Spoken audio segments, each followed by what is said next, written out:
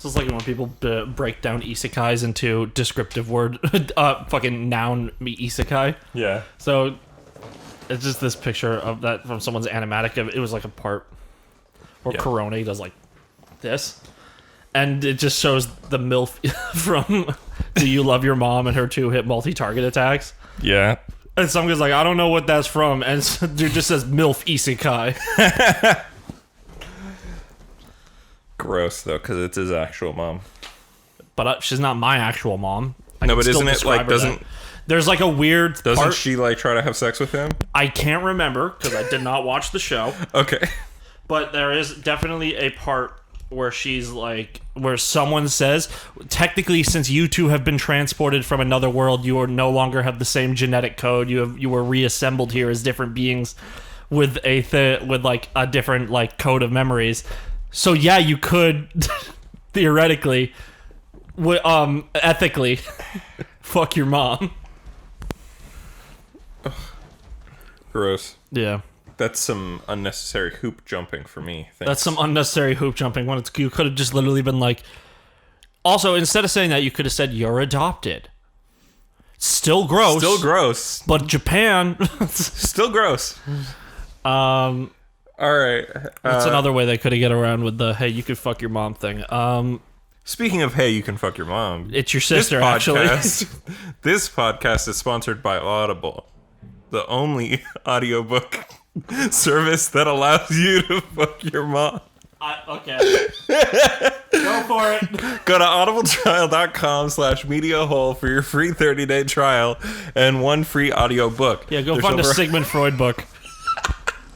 There's over 180,000 audiobooks to choose from, and you can listen to them on your iPhone, your Android, your Kindle, or any other MP3 player. Once again, audibletrial.com/mediahole. Thanks so much, Audible. This is very purple. Oh, yeah, it's quite purple. Yeah. This your first time diving into the purple monster? Yeah, it is. All right. Kind of wish I got the blue one. I wish I had the white one in general. Yeah, the white one's the best. The whites are superior. Of Monster Energy. Yeah, sure. Anyways. Sponsor us. We'll definitely give you a better ad read than Audible. Yeah. Because we don't hate the people who run Monster Energy, but I mean, I'm sure some of them have done bad things. I'm sure some of them are billionaires. So, but hey, real talk. Yeah, fuck the police. Am I right, fellas? Yeah. Can you believe that man was only charged with the bullets that did not hit the woman he killed? Yes. Yep. I was trying to come up with a different way of saying it where I was like acting like where I was gonna make it like underplay the bad thing that actually happened as a meme, but no, it's awful, and that man should go to prison. Yeah, all three of them should. Also, guess what? Since they tried to give a plea deal to her ex-boyfriend that they were actually looking for when they went in and shot her, that said, please implicate her and make it look like it was her fault. Yeah. Also, do you know what's the best news of all of this? What? Is that two of those poor police who did not shoot the house outside the house that they were in. Excuse me. Those two, I mean, all three were fired, which is a tragedy. But at least two of them have gotten different jobs as police in different precincts. That's the silver lining to this story, fellas.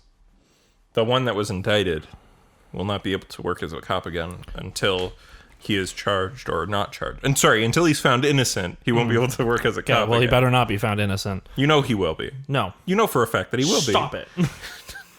Hey, I got gypped on this monster. I'm not going to turn it towards you because that would just pour purple shit all over your floor. There's no M in the tab. Damn, it's just a plain tab. It's not a classic black tab like monsters have. No, they have... Sometimes they have colored ones? No, this one, well, in the white monster at least, it's the same tab. It just has the M on it. Oh. They used to have, like, the tab was black. Yeah. But maybe that's just on regular monster. Can I educate you real quick? Sure. Did you know that the saying blank did nothing wrong is inherently anti-Semitic? Because it's a reference to Hitler did nothing wrong? Yeah. A thing that when I hear of the did nothing wrong, don't even think about that. But Brianna Wu says that we're not allowed to change meanings of words or phrases.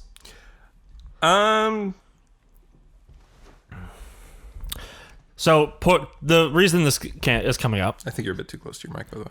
The reason this is coming up is the Pokemon account. Yeah. Which is probably run by an 18-year-old intern, as most social media accounts are. They're actually not. They're frequently 28-year-old marketing students or marketing graduates. They're trying to. Yeah. They're trying to be memey. They're not really thinking about what they're saying. Like, remember Wigger Wednesdays?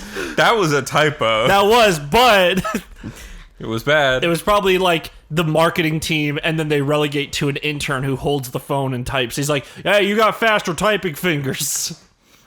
I don't know why they don't just tweet from a desktop, though. I feel like that would have stopped a lot of this. They probably did. And they're extra shitty. So,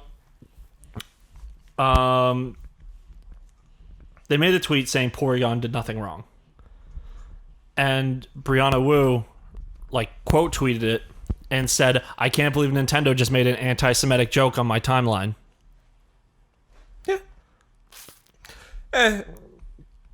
I do see how the word goes back to that. I do see that. I see how it does as well, but that. I've seen that meme a lot. I think I've saw Hitler did nothing wrong come up after I saw an original did nothing wrong come up. I definitely saw the originals first. Yeah. But regardless, agree or disagree, both sides have valid points in this situation. I think okay, she has a point that the origin of the joke is anti-Semitic. Mm-hmm. But on her end as well, it's literally just like a meme. It's a meme.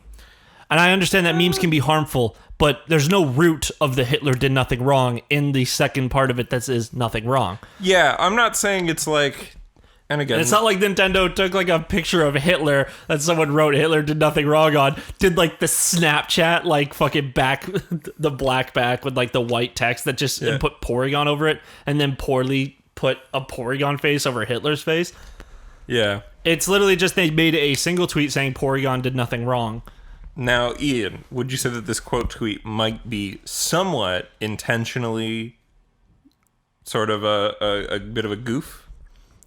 I don't think so. Because she made a follow-up tweet that said, all these 4chan Redditors are in my mentions telling me I'm a fucking loser or whatever because they got mad about their video game company. Yeah. Hey, man. But listen, not it's everyone... a valid criticism. No, but here's the thing. Maybe Brianna Wu, you shouldn't be putting people in boxes like that. Those could just be normal Twitter users. Just because they disagree with you doesn't mean they go on Reddit and 4chan. You're right. But I assume that the kind of person who disagrees with that is the exact kind of person. I don't actively go on Reddit. I've been on Reddit this week because I was very bored at work, and also our Ambien and our I had a stroke are fucking phenomenal. I like Reddit because I follow a couple things, and I enjoy interacting. But yeah, I get that most of Reddit is disgusting. I think it's like how, remember people would all be, back in the day, be like, Tumblr's just nothing but SJW nonsense, like an SJW circle jerk, but it's like, yeah, but there's also, really good art there, and, prime shit posting. And also, why are you mad at people fighting for social justice? Yeah, also subscribe to our attendees, but that one I probably shouldn't, because it's That's not chicken tenders? No, that's a real circle jerk one, but I think I'm just trying to figure out if it's people making jokes about it being a circle jerk, or just want to see a post from fucking I had a stroke right now. The best thing about Reddit is that our trees is for people who smoke weed, and then for people who liked trees wanted their own subreddit, so they called it our marijuana enthusiasts. Yeah. And the same thing happened where our potato salad was all about John Cena, and then people who wanted to make a subreddit for potato salad picked our John Cena. It's funny, but it's so confusing. There's just this one, our I had a stroke is filled with tweets of people saying, LMAO, I can you phone in existence, trash, lamau, lol. And then someone replied saying, Godzilla had a stroke trying to read this and fucking died. Nice. Oh, tea company when was invented Britain. Fuck, there's a lot of Among Us stuff right now. Yeah, man. Kind of getting sick of all the Among Us memes. There's too many. I think I'm sending some prime ones in our group chat, but... Ian, Yeah? I'm sorry. That was directed at you. I'm seeing, like, bad ones. I sent just one to the group chat. I sent, like, 10. Yeah. And it's not a meme. It's a video, and it's a really well-made video. The playing Among Us with 100 people. I don't think it was a hacker. Because there is a guy that not on our team... R is A-R-E. Yeah. Team. There are more doors in the base that our team did not place, and there is a guy call. Where is your base? Don't want to chance my base. Base's name, sorry. Base's name, true. What the fuck does any of that mean? Alright. What's up? What's going on? What's up? I don't know. Let's talk about some Don't filming. vote for Brianna Wu. I'm kidding. No. I'm sure she's going to do much greater things in, like, what is she? Congress? I think so. Congresswoman? Yeah, she's probably... Vote for Brianna Wu. Yeah. I don't know. Do you vote for Congress? Yeah. You have to vote for any position. Except SCOTUS. Well, the Supreme Court... Rip RIP Ruth Bader Ginsburg. That I happened get it. live last week. Yeah, but I've seen a lot of people talking shit on Twitter because she's like a first wave feminist, but never like evolved past that. Yeah. I mean, listen. A person is a member of the Supreme Court for a very long time. You're Yeah. going to have... if you're old or whatever, you're not going to be perfect at fucking everything. Yeah. Remember the person for doing mostly good shit and some bad shit. Yeah. Like, I don't know, man. they made a movie about her, and usually women don't get movies made about them unless they're awful women. Like Gone Girl. Gone Girl. They're both awful. Yeah, the purpose is that they're both awful. She kills Neil Patrick Harris, and they try and frame that whole movie with him as like a psychopath, but really he's just a normal, nice guy. Neil Patrick Harris is not a normal nice guy. He's a nice guy. Okay, yeah, you're right. He's a simp. Yeah. But, like, she takes advantage of him and shit. Yeah. Yeah. But he sucks too. Everybody sucks in that movie. Yeah. That's the whole point of the movie. Fucking, what was his name? Medea guy. I always forget his name. Tyler now. Perry. Tyler Perry was really good in that movie. He's great in that movie. He's the one good guy. Yeah, he's the one good person in that movie. And because he's a lawyer. Yeah. What else was Tyler Perry in that was, like, really good? I feel like there was something recent that Tyler Perry showed up in, and it was like, wow, shit, Tyler Perry. Because he's, like, a good actor. He just makes these fucking shit movies. Well, he made, like, a bunch of shit comedies, but before that, he was making stuff that's, like, apparently actually good. I'm not familiar enough with his filmography to say anything about it. You know, like, the thing with the Medea movies, it's just that he literally rolls into, like, a, like, shittier neighborhood and just says, we're filming a Medea movie here, who wants to be in it? And he, like, gets people in it. Like, they're really low-budget movies. Oh, he was Colin Powell in Vice. Oh, yeah. That's I think that might have been it. Yeah, that's it. He was in A Fall from Grace, which has a 34 Metascore. For you and I would fall from grace, and that would wipe the smile right from my face. Oh, and he's playing Oscar Michaud in a movie. That might be good. I don't know who that is. Oscar Michaud is the first black film director. Maybe the first. I'm not sure. There's so many lost movies, but as far as I'm aware... Probably the first black, like, AAA American movie? No, it wasn't AAA. It was like... This was like silent era. This was like 20s and 30s. Like, fully... Is the movie called The Fall from Grace? No. Oh. The Fall from Grace is the one that came out like... That's a thriller, months though. ago. Those Who Wish Me Dead? No, that's Who Wish probably Me not Dead. it. No. The top is Untitled Oscar Michaud Project. Really? If you unclick released... Where's at the top released? of IMDb, scroll up, there should be a thing at the top that says released. You know what? I don't care. Okay. I'll just believe you. Okay. So let's just talk about some news from the week. First, we got... This is entertainment news.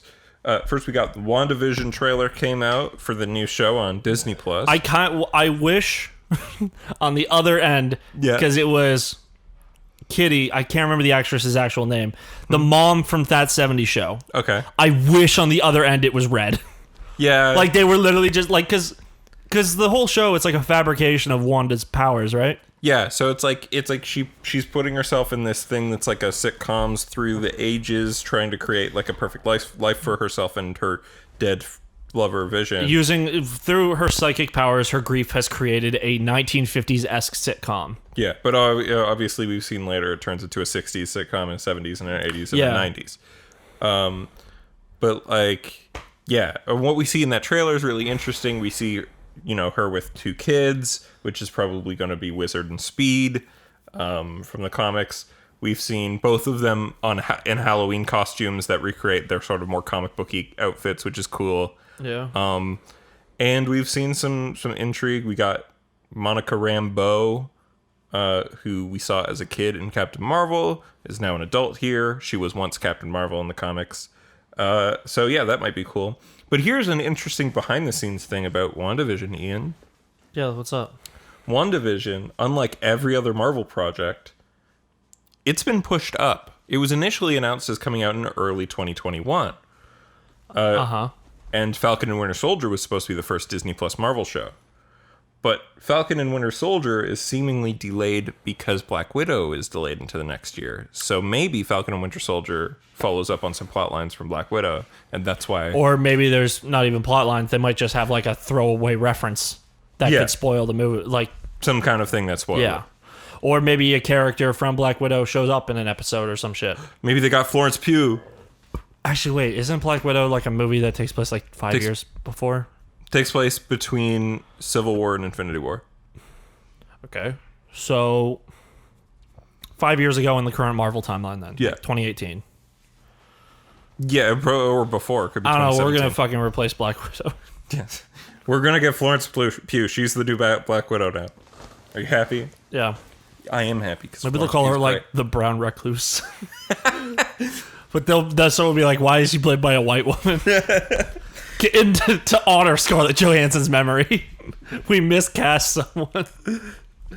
Because she's Russian. Yeah, but also Brown Recluse is not a real person, like a character. That's just it's another spider. But yeah, the Yelena character or whatever is also a Black Widow in the comics, so probably just be called also Black Widow. Yeah.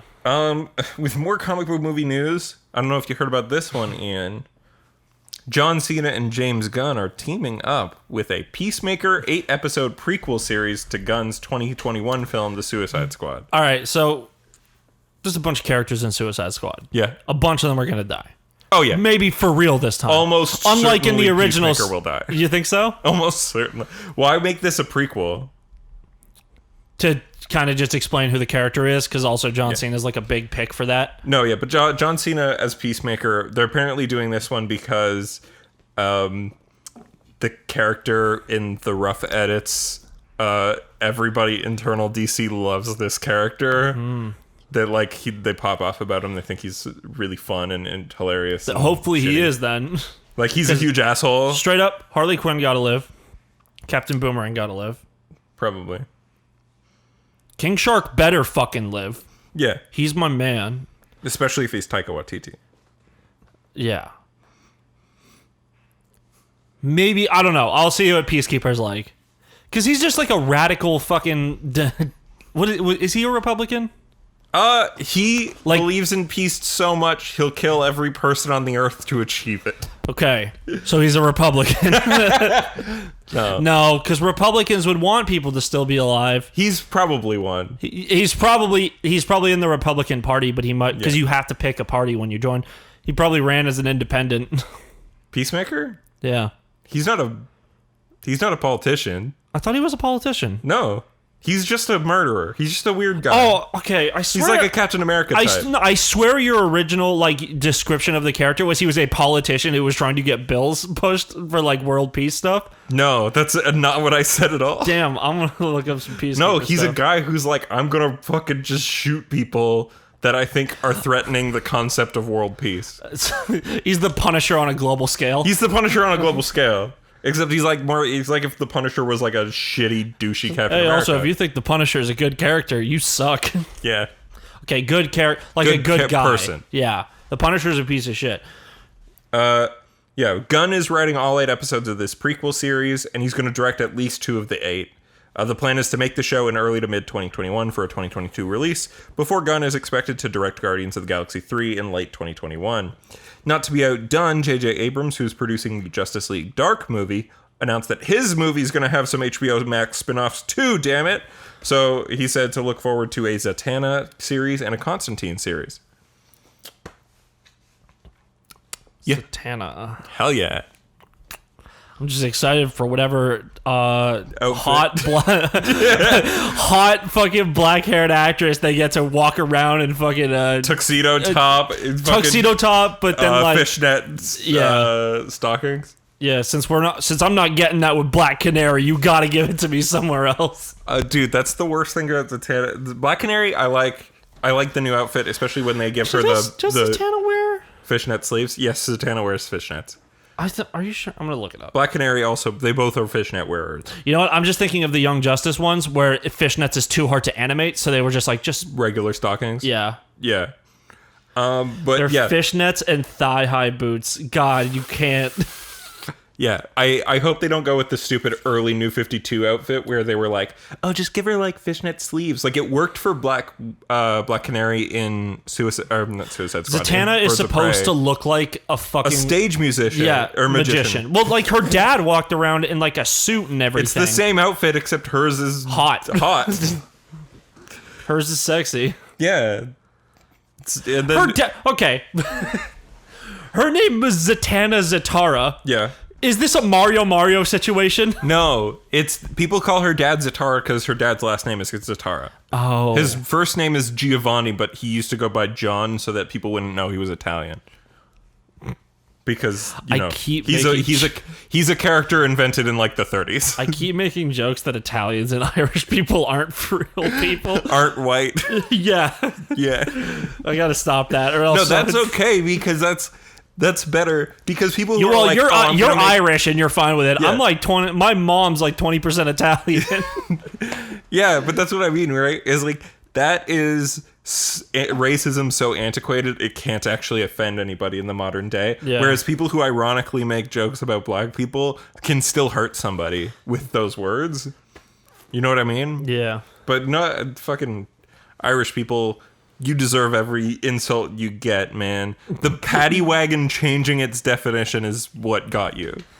Like, no, okay. You know why paddy wagons are called paddy wagons, right? Because they used to arrest the Irish? So paddy wagons used to be called paddy wagons because cops used to round up the Irish for just being in places. And then in cities like Boston, they decided, you know what? There's a lot of Irish. How about we let Irish be cops? And then they got called paddy wagons because there were so many Irish cops. It's so dumb. It's like, how do you do this flip? You're like, you go from being oppressed to being the oppressor in like 5 years. All right, fine. I thought, but also the Irish did have like a rough time of it. Oh, for sure. It's just the second. Luckily, the Irish is not real. Yeah, for sure. I just think it's funny. But yeah, Zatanna and Constantine are both cool. They dated at one point. Yeah, but then Constantine rebounded to King Shark. Suicide Squad, Hell to Pay, baby. Fucking. Or wait, is that Justice League Dark? I think it's Justice League Dark. What's Hell to Pay? Is that the Arkham one? Hell to Pay? No. That's Assault on Arkham. That's okay, Batman Assault on Arkham. Then I have not seen the Suicide Squad one. Suicide Squad Hell to Pay is one where the Suicide Squad steal a get out of hell free card that Vandal Savage is trying to get. Don't a lot of people like fucking die in the Assault on Arkham one? Like people actually died in that one, I think. Nobody super important because it has to take place in the Arkham universe. Yeah, I'm gonna look it up. That's a good movie though. Yeah. I haven't seen Assault on Arkham. It's implied that Harley fucks Deadshot in that. Or not implied, it's explicitly stated. Yeah, pretty much. But she still gets back with Joker because it takes place between Arkham Origins and Arkham Asylum. Yeah. No, they just got like an open relationship. This movie's only an hour and 16 minutes long. Hell to Pay? Yeah. No. Assault on Arkham? Yeah. Yeah. It's, man, I know, I don't think I've actually mentioned this. It's very weird that in the Suicide Squad game... It was Hendon Welch who did fucking Harley in that. In which? in Assault on Arkham.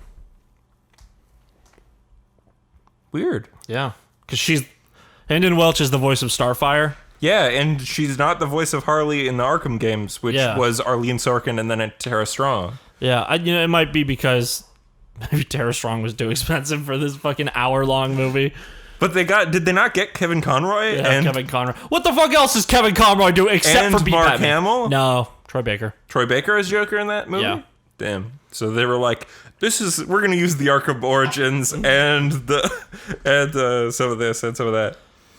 The weird thing I was gonna say is about the Suicide Squad Kill the Justice League game, and I've said this to you in person, but I never mentioned it on the podcast. What happened to Floyd Lawton? What's going on with Floyd? What?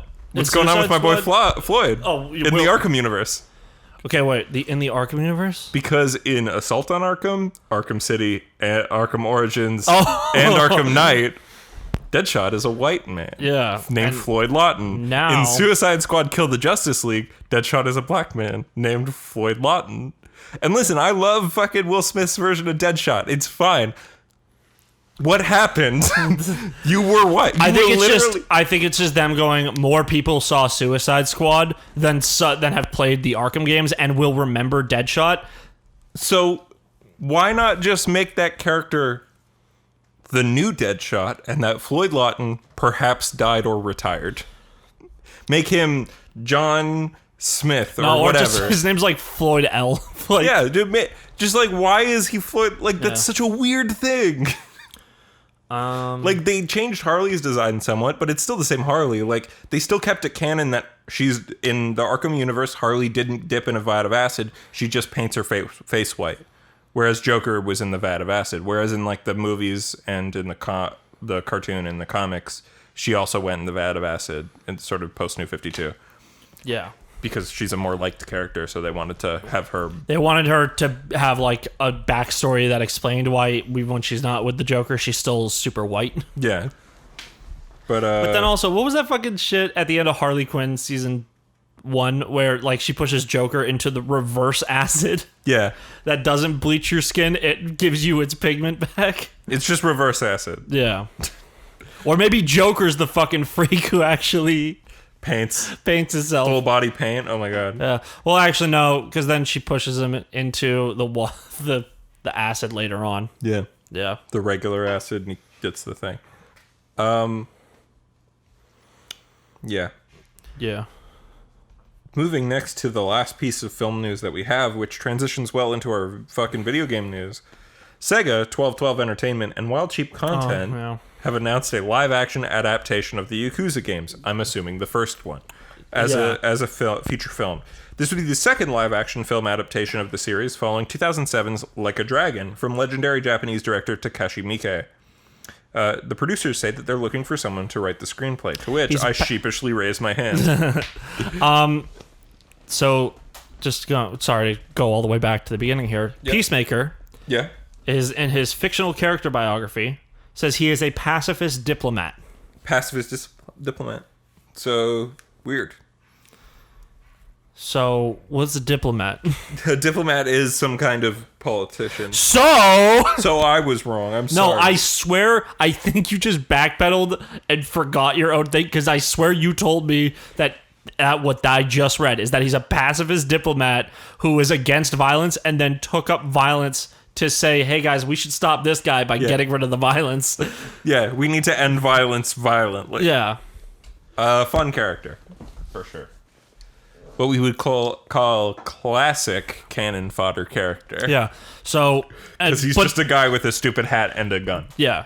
But he's jacked like John Cena. Yeah, he's John Cena. I hope this Yakuza game stars actually Asian people. I mean movie. Yeah. Me too. Because it would be really shitty if it's like, Yakuza, set it in the streets of New York. I'd be like, oh. In that case... So we're in a fictional universe now? Well, here's the thing. I would love to see sort of not... Okay. Let me just dial it back here. Yeah. If we're going to do that, you might as well just do, like, American Durarara, where it's a show in a city where it keeps jumping around between all these people that wind up bumping into each other. Durarara, though, is one where I'd say, like, actually works as, like, you could... To be Americanized? You could take that out of Japan. Yeah. because like everything they deal with, it's like all about gangs and like criminal, like shitty secret underground government stuff with like a little bit of science fiction, fantasy stuff, like social media, like all stuff that like the whole show is based around a social media thing, an exclusive invite social media thing that a kid made because he just was like, it's a social media gang. That's what I founded, a gang on social media. It was that he created it as the idea is it's supposed to be people who go out and do good things and like help, but then it became like Peacemaker, where it was like, I saw a bunch of gangs hanging out, so I murdered them. And then he kind of like left the whole group, and then it became its own gang, but people were still secret about it. Yeah. It would also kind of be like Shield and Hydra, where like the leaders of the what are, you know, the colored gangs. Yeah. Hold it real quick though. Color gangs in Japan. I just wanted you to restate that word. Color gangs. Yes. Not. It sounded almost, I know, like Ian said the phrase colored gangs. Yes, I'm not talking about minorities. In Japan, it's people who wear certain colors. You wear like the Bloods and the Crips, but this is literally like, that's the Blue Devils, that's the Red Men. Yeah. There's the Yellow Piss Boys. Yeah, so, representing the Yellow Piss Boys. So also, if you go like back in time and like look at pictures, and you'll see like those words like, this is a cool biker gang, but they're wearing like the fucking wrap, but like they have like the wrap around the waist. They have like these high-waisted pants, but they're so baggy, but then tight at the bottom, and these ugly coats that just say power in like giant in kanji like on the back, and people are like, wow, this is cool, and literally everyone else goes, what the fuck is going on? I think if they made also, if they're good, adapting Yakuza 1 is the best move here. Yeah, because then you can adapt. But period piece more. Yeah, for sure. 2005. Yeah. I think, but like smartphones don't exist. No. You still like there's cell phones, but Kiryu's so fresh out of prison, he still uses phone booths. Yeah, I think he gets his cell phone early. He does, but it's only for like communication and guidance in the game. Yeah. But when you go to save in that one, you still have to use a phone booth. Yeah. Phone booths didn't go away until they went away in Kiwami 2, but they were in original 2, and then I think you still use them in 3. Use them up until 6. Okay, Nathan claims you use them up until 6, but I think that's wrong. But I'm gonna take his word for it. You go on TikTok still? Yeah. Do you know who? So this thing got fucking like popped up with it was like the Ghost and Pac-Man as anime girls dancing to this song. Okay. So it got really popular because it's the guy who animated is named -8. Well, that's just like screen name, and he's he's a very good animator, but he does like a lot of like porn stuff based off of Nintendo characters, but a lot of Nintendo characters are children. Ugh. So this person they did a cosplay of like the Shy Gal, which is like his creation as well. It's like Shy Girl but anime girl. Yeah. Shy Guy but an anime girl. Yes. And so she's like doing like the dance to it, and then at the end it just says -8 is a pedo. Nice. But also, no one really knows anything about him because he doesn't have any social media accounts. He literally just posts things on like random accounts and then disappears. Damn. So also kind of pedophile-philic behavior. For sure. Yeah. All right, so. By the way, also, I did have to go to the bathroom because I recently drank a Tim Hortons coffee, and you know they make that shit out of the same thing that they make sugar-free gummy bears out of. Sure. I don't know. I don't drink coffee. Caffeine's gross. That caffeine's gross is the worst thing I ever let you get away with on this podcast. I don't love it still. Hey, Marceline. Ian, you know caffeine has no flavor. Shut up. All right, so Yakuza movie. Let it be Asians. If we're gonna make it fucking, at least like try their best. Again, I would love like they to don't write have to be. I probably, you know what? It's a Western by next movie. week. What? By next week, I'm gonna have a first draft for you. How about that? I don't know. I'd rather you come up with a cast list. No. Let me read it because let me actually read it. Like send it to me. Yeah. Because when you read things to me, I get bored. I'm not gonna read the entire fucking 90-minute movie out loud. Oh, to don't you. redo it. Like, write like the first fucking section or something. Oh, Like, yeah. and up until like Kiryu does the thing. Does the thing? Well, quotations does the thing. Kiryu pretends to do the thing. That would, you know how fucking infuriated like a bunch of dudes who were just like, a Japanese crime drama, that seems kind of cool. They go in, it's like, what are you talking about? This man didn't smash Yumi. Yeah. What do you mean he adopts their daughter? Wait, what? She dies? Spoilers for a 15-year-old franchise. Yeah. Yeah. Also a game that's extremely popular. Also, if like, If you care about Yakuza, you've played Kiwami by this point. yeah. Unless you're Chris. Who is still playing Yakuza 0 2 years later. Yeah. Well, he was playing again, and then just like everyone else, this is another reason why I think you should play 1 then 0. Yeah. Is because he was playing as Kiryu at the beginning of the game. He's like, okay, it's fun, like it's whatever. And then he gets to Majima, and he's like, this is the best game. And then it cuts back to Kiryu, and he's like, I think Kiryu is a really likable character. yeah, but you also were familiar with the franchise before that. I played the first half of 4 before playing 0. I hadn't met Kiryu yet. Majima is a better character in 0 Than than Kiryu. Kiryu. Yes. But Because he has more of an arc. What? Because Kiryu doesn't have as much of an arc as Majima. Majima is also, Kiryu's this fresh-faced little dickhead who's just Majima's doing got what he's some told. years on him. Majima was in the game for, in the Majima's Yakuza 24 in that game, I think. Yeah, he is. He's like 3 years older than Kiryu. Something like that. Yeah, because Kiryu's like 20, 21, and He's exactly 20 in the year 1988. But how does the fact that Majima in 0 was 24 make you feel? Like you haven't achieved anything in your life? no, I don't think about that stuff anymore. Yeah. Man, this guy was running an entire club, had an eye patch, and a sad backstory. Yeah, but I just have one of those things. You know who I like to think. My backstory is not nearly as sad. Neither is yours. No.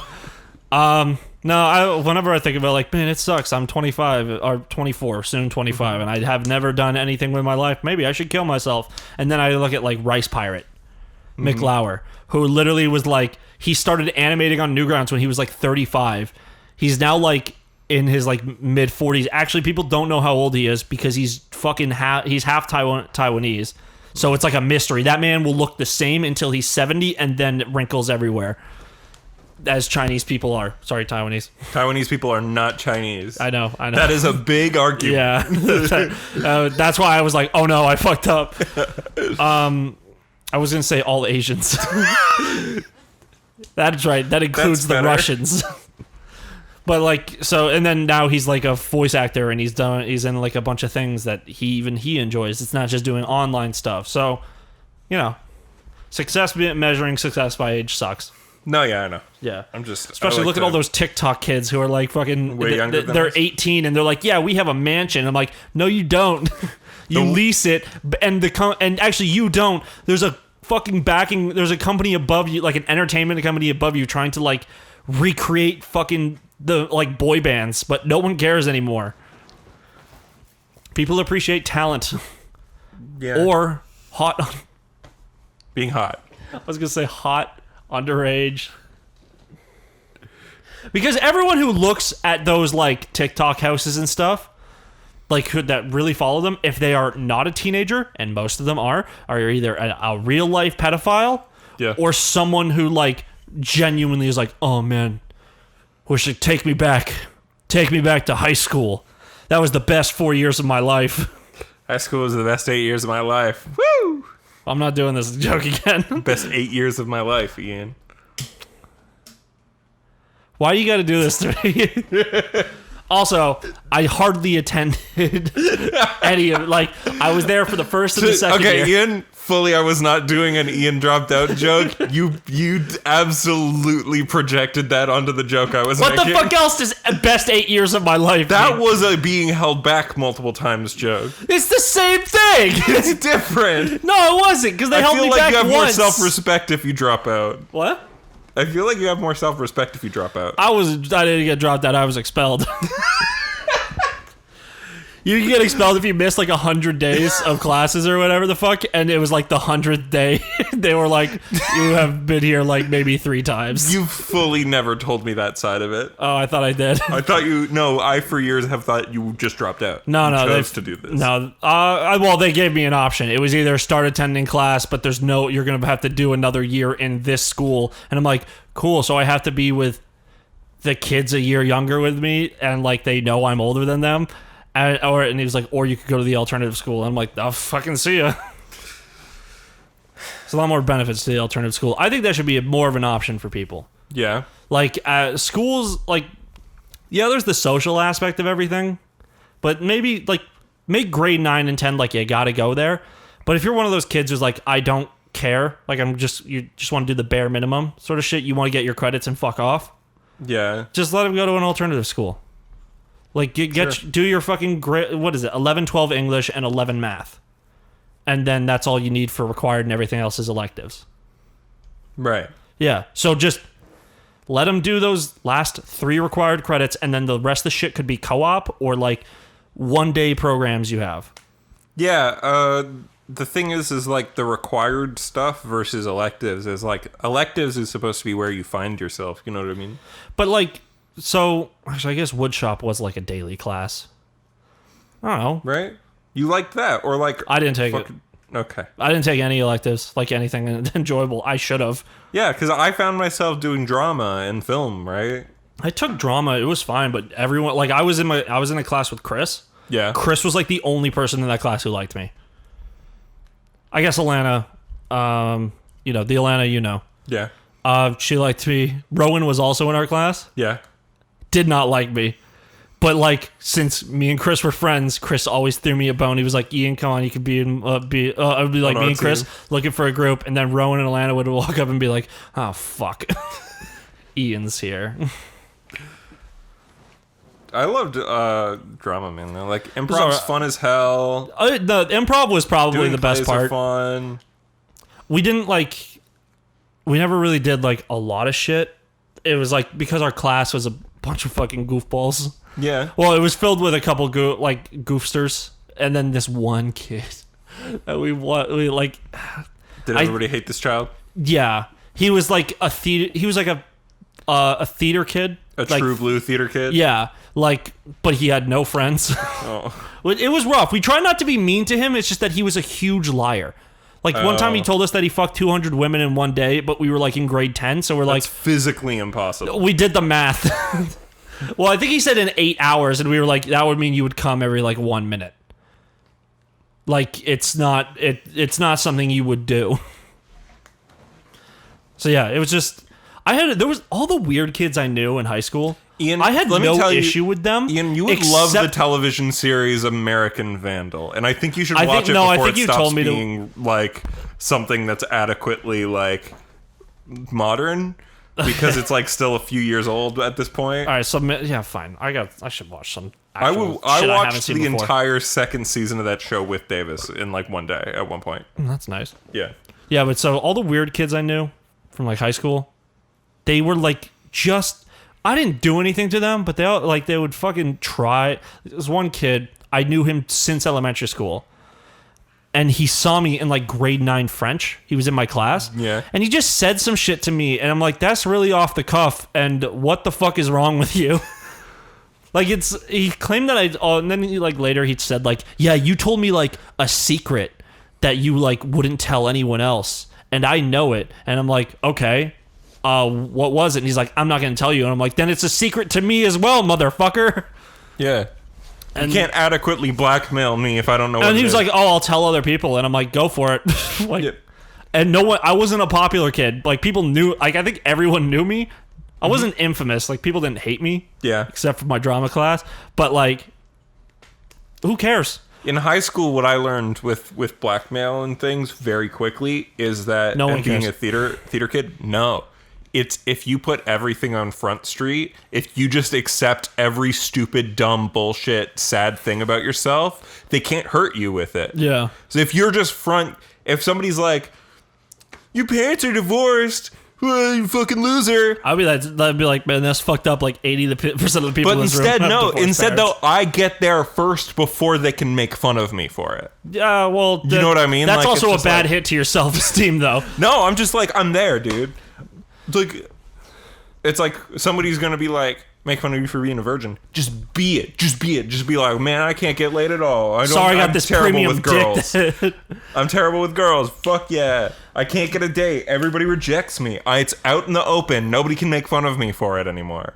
Because I live it. I get it. It also makes people uncomfortable when you're like too into it, like I am right now. Yeah. Like when you're just like, fuck yeah, women hate me. My body is disgusting to them, and my personality is abrasive and annoying.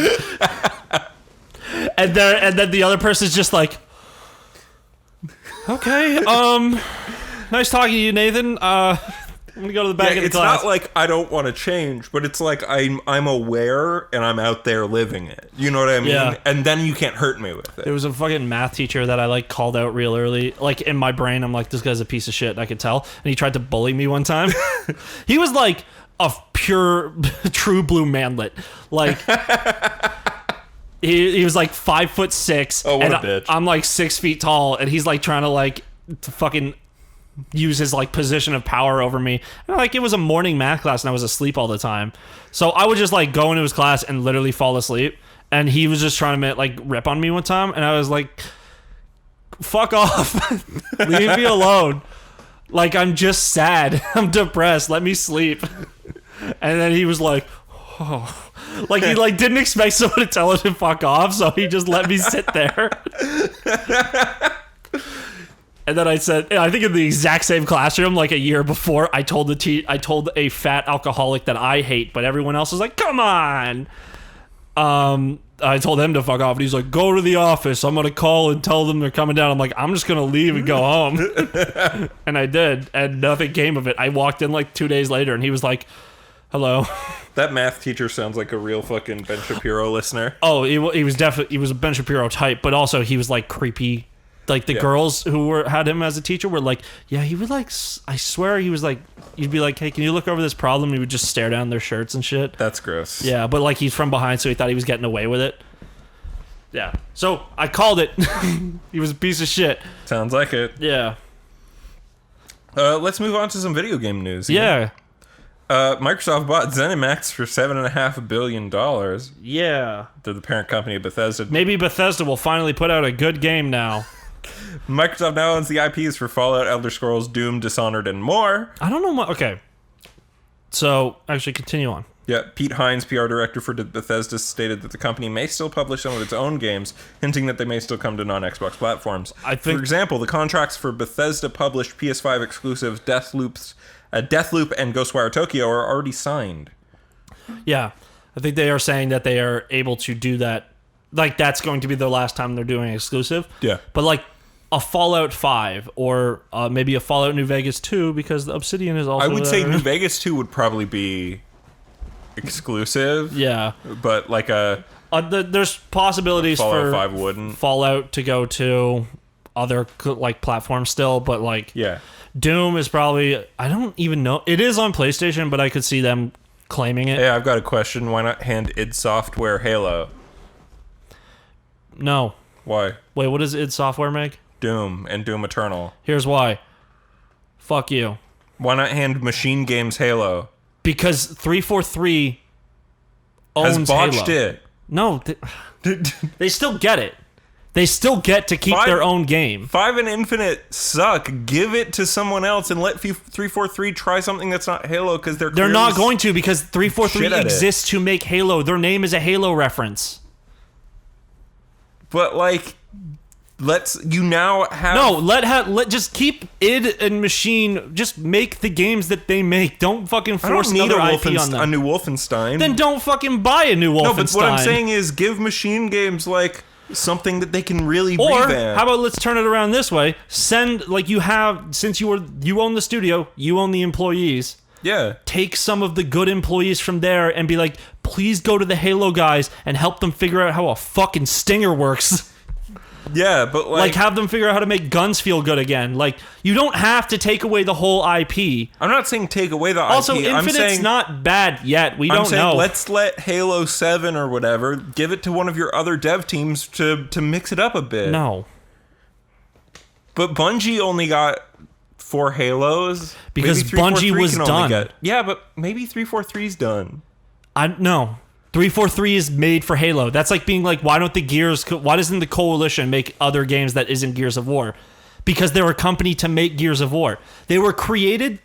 343 was a studio that was created so that the Bungie team could leave and go make other things. It's the way, like, Epic Games had an exclusive deal with Microsoft, and then they were like, we want out of this deal, we want to go make our own shit. Which is Fortnite. And then they were like, okay, but we're keeping Gears of War, and they're like, fine, well, and then they went to Epic, like the people who made Gears, and was like, would you like to form your own studio with Microsoft money? And they said, sure.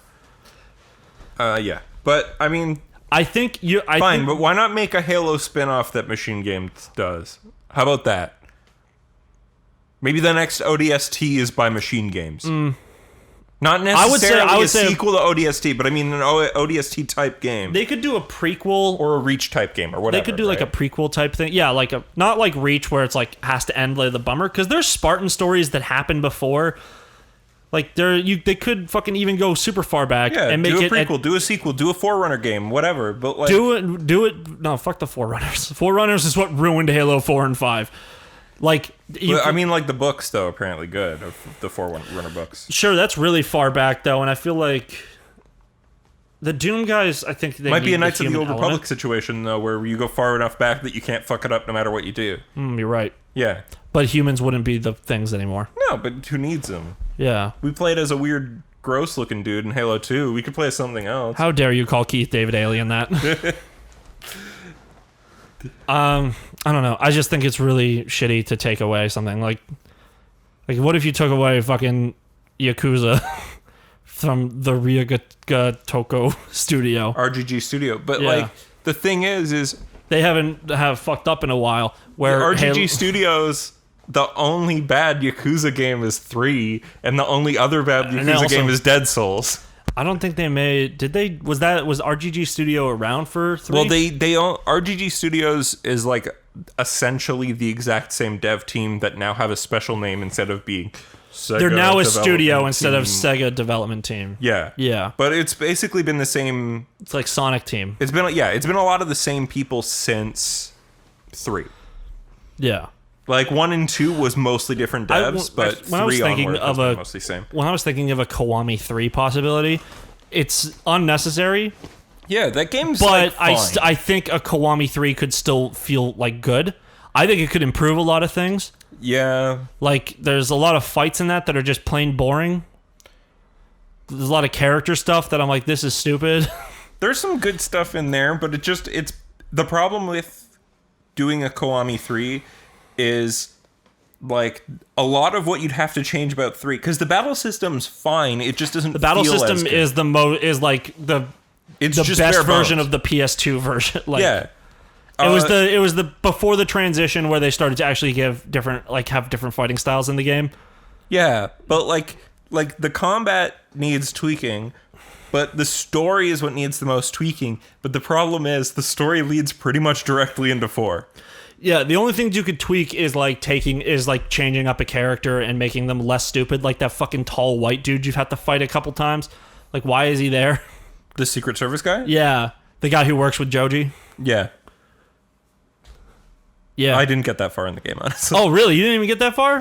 No, I did. I fought the Secret Service guy once. You fight in Kamurocho. Yeah, but you fight him again. Yeah. Like, you keep fighting him like multiple times. Because they won't let you fight, because you have to stay far away from Joji, because he's like the whole allure of the game. It's like, oh, why is Kazuma-san back? And it's like, because it's not. It's his twin brother. It's his younger twin brother, where Kazuma-san became a fucking like criminal. His younger brother went the path of the police. Now here's a question: which one's Dante? Which one's Virgil? Joji is technically Virgil. Is he the more straightforward, serious one? Because he seems more goofy. Okay, from like the outside thing, he is kind of like the more like when you first see him, he does seem like really straight and rigid, but when you talk to him, he is kind of like chiller. Yeah. So yeah, he might be the Dante. Yeah. I don't know. Though it's a dumb character. It's a stupid thing to do. Like but it's also very like it's a thing that you could do in Japan because it's like men just in that world just don't tell you anything.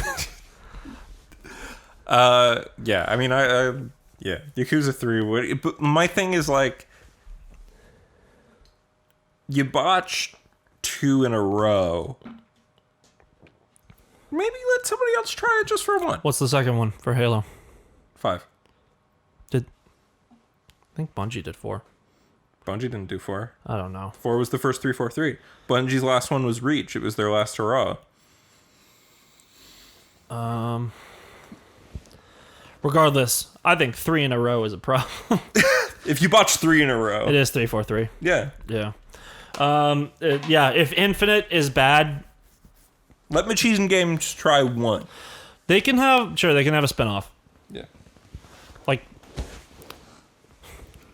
I just think it'd be a better option to take someone from their like a dev team, like when they're like they just put out a game and they're like, hey, you want to go over here and be a consultant real quick? Because I bet all the fucking studios are probably around like within the same city. No, Machine Games in Sweden. Oh fuck, really? Yeah. Where's it? Huh? id? Yeah. They're in America. Where in America? The South, South? I think. They could just go up to Seattle for a bit. Yeah. But like, yeah, just come in, be a consultant, be like, hey, your gun feel isn't good, or your enemy those attack Wolfenstein games is... are great. They're good, yeah. Yeah. Youngblood's not, but Well, whatever. That's not a real one. yeah, it's a spin-off sequel that's not real because I think it's retconned. I think it's like half Machine Games, half someone else. There was one thing that I did because I did get Youngblood because I thought it originally looked cool. But then there was a funny fucking. There's one, but no one else got it, and this was before they put out the thing where it's like, oh yeah, if you just own the game, your friend can play it with you, sort of thing, like A Way Out. A Way Out's so good. Yeah, but like you know how they did the thing where it's like one person buys it, the other one buys the trial version or whatever, where you can only play as the second character. Yeah. So fucking, there's this bit where they like the girls.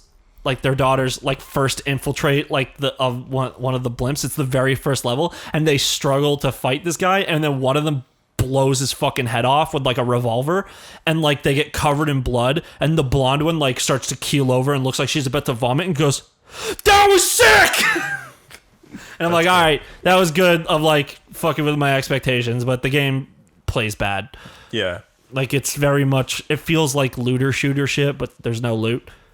I thought there was. I can't remember. There's microtransactions. Yeah, but that's to get like skill points immediately. Oh. Because you can go through that whole game and like play through it perfectly, do like sick shit, and not have enough points. You have to play through the game like 5 times to max out your character. Yeah, that sucks. Yeah. That's not a good game. Yeah, I know. I didn't say it was good. Yeah, no. But Wolfenstein, the New Order and the Old Colossus. The New Colossus? New Colossus. Yeah. Maybe it's whatever. Order and Colossus. Order and Colossus, both good.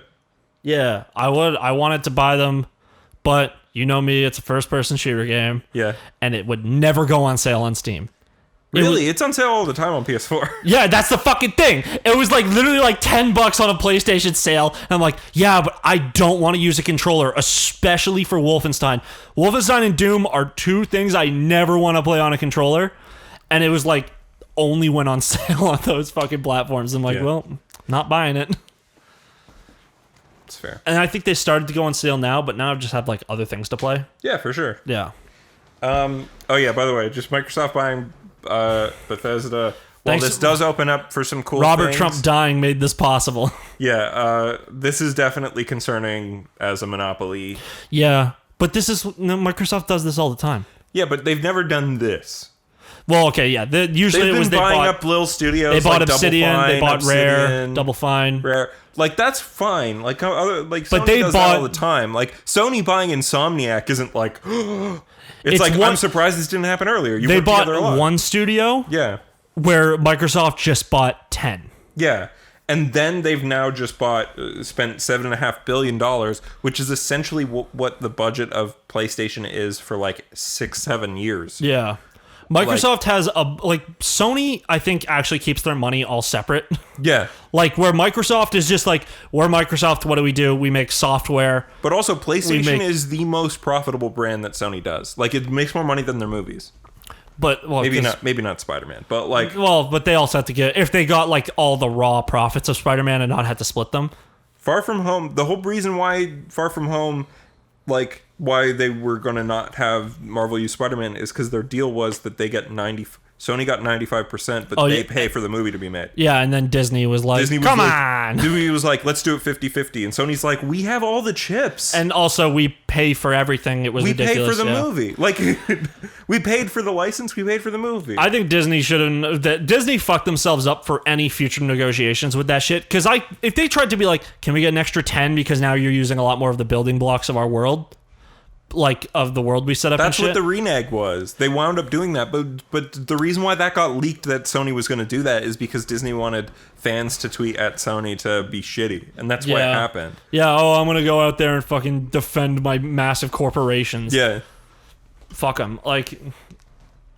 And then Tom Holland had to was like got both his parents. He called Bob Iger while drunk, and that made Bob Iger actually accept like a deal that wouldn't have been as good for fucking Disney. Love it. What was it on Jon Favreau's fucking cooking show? I'm sure I told this. The chef show. Yeah, where like, but they went out and got like dinner at like this lobster place with like Robert Downey Jr., Spider-Man, Tom Holland, not Bob Iger.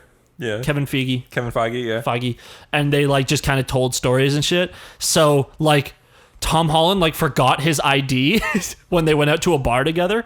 Yeah. When they were filming the Civil War. So or maybe it was Infinity War. Yeah. Probably Infinity War. Yeah, so but fucking what the fuck is his name? Favreau? Hemsworth. Hemsworth was there and he was buying him beers. Nice. And just like sliding them to him. And he's like, no one will question Thor. That's dope. Yeah. Yeah. Oh, and in brighter news, maybe it was Pratt actually, but whatever. Pratt. No, Pratt's too pro-life. Well, no, but Tom Holland is of age. Yeah. And Chris Pratt does drink. Yeah, I guess. It's like it's not like he was buying beer for like an 18-year-old they were trying to lie about. It's like, no, this kid can drink. It's just he fucking forgot his wallet. My feelings about Chris Pratt have very much changed in the last 5 years. I thought he was really cool during fucking Parks and Rec and stuff. And Guardians of the Galaxy. Guardians of the Galaxy was cool. He's even like not that bad of a character. And fucking like Jurassic World is like kind of held up by him. I like him in movies. Yeah, but then it just turns out he's like he cheated on his wife, who was totally cool. Yeah, I guess he's a good dad, but also he's part of a very homophobic church. Yeah, he's a pro-life homophobic church, and he's like, I don't really believe in all that. I don't share all their beliefs, but it's like, yeah, but you give them money. Yeah. As like a rich Christian, why don't you go to a different church? Go to a different church. Yeah. I get there's the sense of community and stuff. And he's probably been going for a long time. That's worse than being a Scientologist. What? Being part of a bad Christian church. Yeah. Like Scientology, I can understand. Scientology's brainwashing. The other thing, the Christianity is like a different kind of brainwashing. It's a less subtle. Well, it's a more subtle version. Like, yeah. Where Scientology just like, believe this because you're actually brainwashed to not believe it. And they're like, oh, I'm being fucking gaslit. Yeah.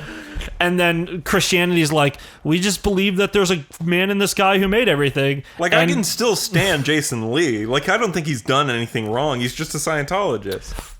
Yeah, I can still stand Will Smith. Yeah. Yeah. He's not a Scientologist. He was. Oh. But he was before when his kids were young, and then he like left. But Will Smith had the power to like leave. He's rich enough. Famous enough. It was like rich and famous enough that like if you literally tried to destroy his career, it'd be like it just couldn't happen. It would mirror it back onto you. Yeah. Where with Leah Remini, it's like, yeah, well, it's just ruined this woman's life. All she was was King of Queens. Yeah. But in brighter news, a new game dev company has opened up. Future Club is a worker-owned co-op formed by X-Lab Zero employees. Yeah. Here, 1 second. We'll get back to that. Did you hear the thing with Bethesda? Which thing? About their technical money? Like the reason why that engine had not been like properly rebuilt since Oblivion. Yeah. And it was because they would go to the board, like Todd Howard, all the other guys would be like, please let us make a better engine. Like, let us make the fucking, I don't know what they call it, the Fallout Engine 2. That's what Fallout 4 is, right? That's the... No, it's like how Call of Duty has been on the same engine for like the first like 10 games. Yeah. It was just a heavily modified version. Wow, even 4? I thought 4 was like 4 the is first the one same in a engine. new engine. No, it's the exact same. Damn. There's like things people found in the engine that's like, oh, this is a thing that only exists in Fallout 3. Yeah. So, that's why fucking Fallout 76 I know was in that same engine. Because and they were it like, had the there's same bugs glitch. in 76 that go back to Fallout 3. Yeah. So that's they weren't allowed. They were never given any money, and there was like one guy working on it at all. So they would always go to the board and they'd say no. But then now Robert Trump died, and they were like, "Yeah, go fix the engine." Oh yeah, because Robert Trump owns part of fucking. He was a majority. Zenimax. He was a majority shareholder in Zenimax. Holy shit! Yeah. So he died, and now he died. Microsoft comes in, buys the whole fucking company, and then also was like, "Here, go fix your engine." So whenever we get Elder Scrolls 6, and Starfield. yeah, like we'll actually get hopefully a good new engine that's not as buggy. So like, yeah, it's Bethesda. Because for right now, it's like, do you want a Bethesda game with a good engine? Buy Wolfenstein. So, buy Doom. yeah. Buy the Arcane games. So we're just kind of sitting at this fucking point right now where it's like, was the Bethesda games actually that bad because of like shitty development teams, or was it all the fucking like board of directors ruining it? It's always the people on top. The people on the dev team always know what's good. Except for Game Freak. Game Freak comes from up top too. Sometimes, but there is like a whole thing, like there was a whole write-up about how like the devs at Game Freak are actually just kind of lazy. Like they don't put in as much effort as everyone else does because they're kind of done with working on Pokemon. Oh yeah. Yeah, like the guys at Game Freak want to go make Yokai Watch, and they wanted to make that Little Town Hero game shit. But then Little Town Hero sucked, and that was probably actually shit from up top. Yokai Watch isn't Game Freak. I thought they made... It's level 5. I thought they were associated somehow. All right, but pretty much Game Freak should probably just move on and be its own studio, and they should just go make a fucking Pokemon studio. Yeah, there should be another one. But I think the problem is it makes so much money. Yeah, that... But then just, like, it's something that it would suck for Game Freak to lose, but also... I wish I wish I didn't buy Sword and Shield sometimes. Yeah. Because I'm like, man, if only that game sold worse... Then they might learn something. Yeah, but it's never going to happen. People are too nostalgic for Nintendo. Like there was people who were trying to boycott Animal Crossing because it didn't come with all the features that New Leaf came with, which is the dream shit and diving. But like, they added them. They added them pretty quickly, and now there's a fall update with probably a bunch of new shit as well. Yeah, and they added new things. It's a games as a service thing. Yeah. Which is fine, because Animal Crossing is kind of perfect for that. Yeah. But yeah, Future Club launch party September 2020 is still going. Yeah. Future Club's cool. I'm really excited for what they do. Hopefully they just take over fucking Skullgirls. They literally might as well. Fucking who owns it again? I don't know, but is Alex Ahad there? No. Because he left way before. Yeah, I know, but he was the art director. Yeah, no. Like it's like a bunch of other people. Like it's especially mostly the Indivisible team. Yeah, because Indivisible was made. Was after. Skullgirls one of those games that was also hand done? Hand drawn? Yeah. Yeah. Because I remember everyone popped off about Cuphead, but literally Hollow Knight is prettier. No, it's not. It is. It's not. Hollow but also, Knight looks Cuphead better. is like far more like animation-wise, far more intensive, and far more stylized. No. What do you mean no? I just don't like Cuphead. You can not like the game, but still be like, no. Oh yeah, the fucking Flesher Brothers thing that they're doing, and the amount of frames in every animation is incredible. There's a lot of frames in Skullgirls. I don't know. I just don't like Cuphead because that one fucking robot boss. Up until that point, I was like, this game's cool. And then I got to that fucking robot So flying Ian, boss. you and I can was like hate it. things about a game. No. And dislike things about a game. No. I still think the game as a whole is good. Honestly, I'm just talking. We can move on. Okay, let's get into the best game news. You ready? I bet you're wrong. The Nier stream. Oh, I guess. Nier version 1.2. I'm not going to remember the rest Nier of it. Replicant version 1.22474487139. Nathan is intently reading that. That does not count. That was off the dome, baby. Let me see your phone. I see you. I see you, motherfucker. He's typing frantically. You can stop. You know you're a liar. You just deleted it. I can see that there's like 3 spaces right there. Nathan showed me his phone for 1 second, and I instantly saw where it used to be. Were you cutting it out, like, so you could put it back in? No, I didn't. I backspace. Okay. But yeah, the new trailer for Nier Replicant version 1.2247133. You put it back in? No, I didn't. Or was that just you? That was me trying to have it. Okay. Releases April 22nd in Japan and April 23rd in the West. They also showed off the box art, collector's edition, new gameplay, and purchase bonuses. I pre-ordered the collector's edition because I'm a simp for this franchise. What do you get? What do you get? You get the entire script for the game in books. You get a special 2 CD soundtrack. God, I'm not getting your car for a long time after that game comes out. And you get what else is there? Do soundtracks have to be in order? No. Cool. Then one of the CDs should be like BGM. It's the other one should be slappers. A lot of it's new arrangement. Okay, so it'd be like old arrangement, new arrangement stuff. Maybe, yeah. Because like, you ever listen to like a fucking OST and it's just like, hey, here's for I guess Nier, it'd be like, here's Weight of the World. Yeah. And then here's just the sounds instrumental you have, version of Weight of the World. Or that, or when you're just in the resistance camp, like the fucking subtle BGM there, and it's like, oh, cool, I really want to hear that one. Yeah. Yeah. No, but this is a new arrangement, and also like it comes in a nice box with a steel book. Oh, and I think a pin set. Okay. Of like giant pins that will weigh you the fuck down. That pin sets that you don't wear. Yeah. These are backpack only. Yeah. At best. I guess that would be wearing, but because they're cool. the entire Did you see that fucking statue? Oh yeah. That like, what is it, like 36 inches? It's giant. It's huge, but it's beautiful. Yeah.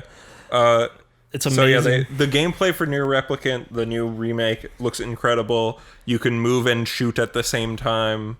Does it just feel like Nier? It's closer Nier to Automata. It's make it more like Automata. Okay.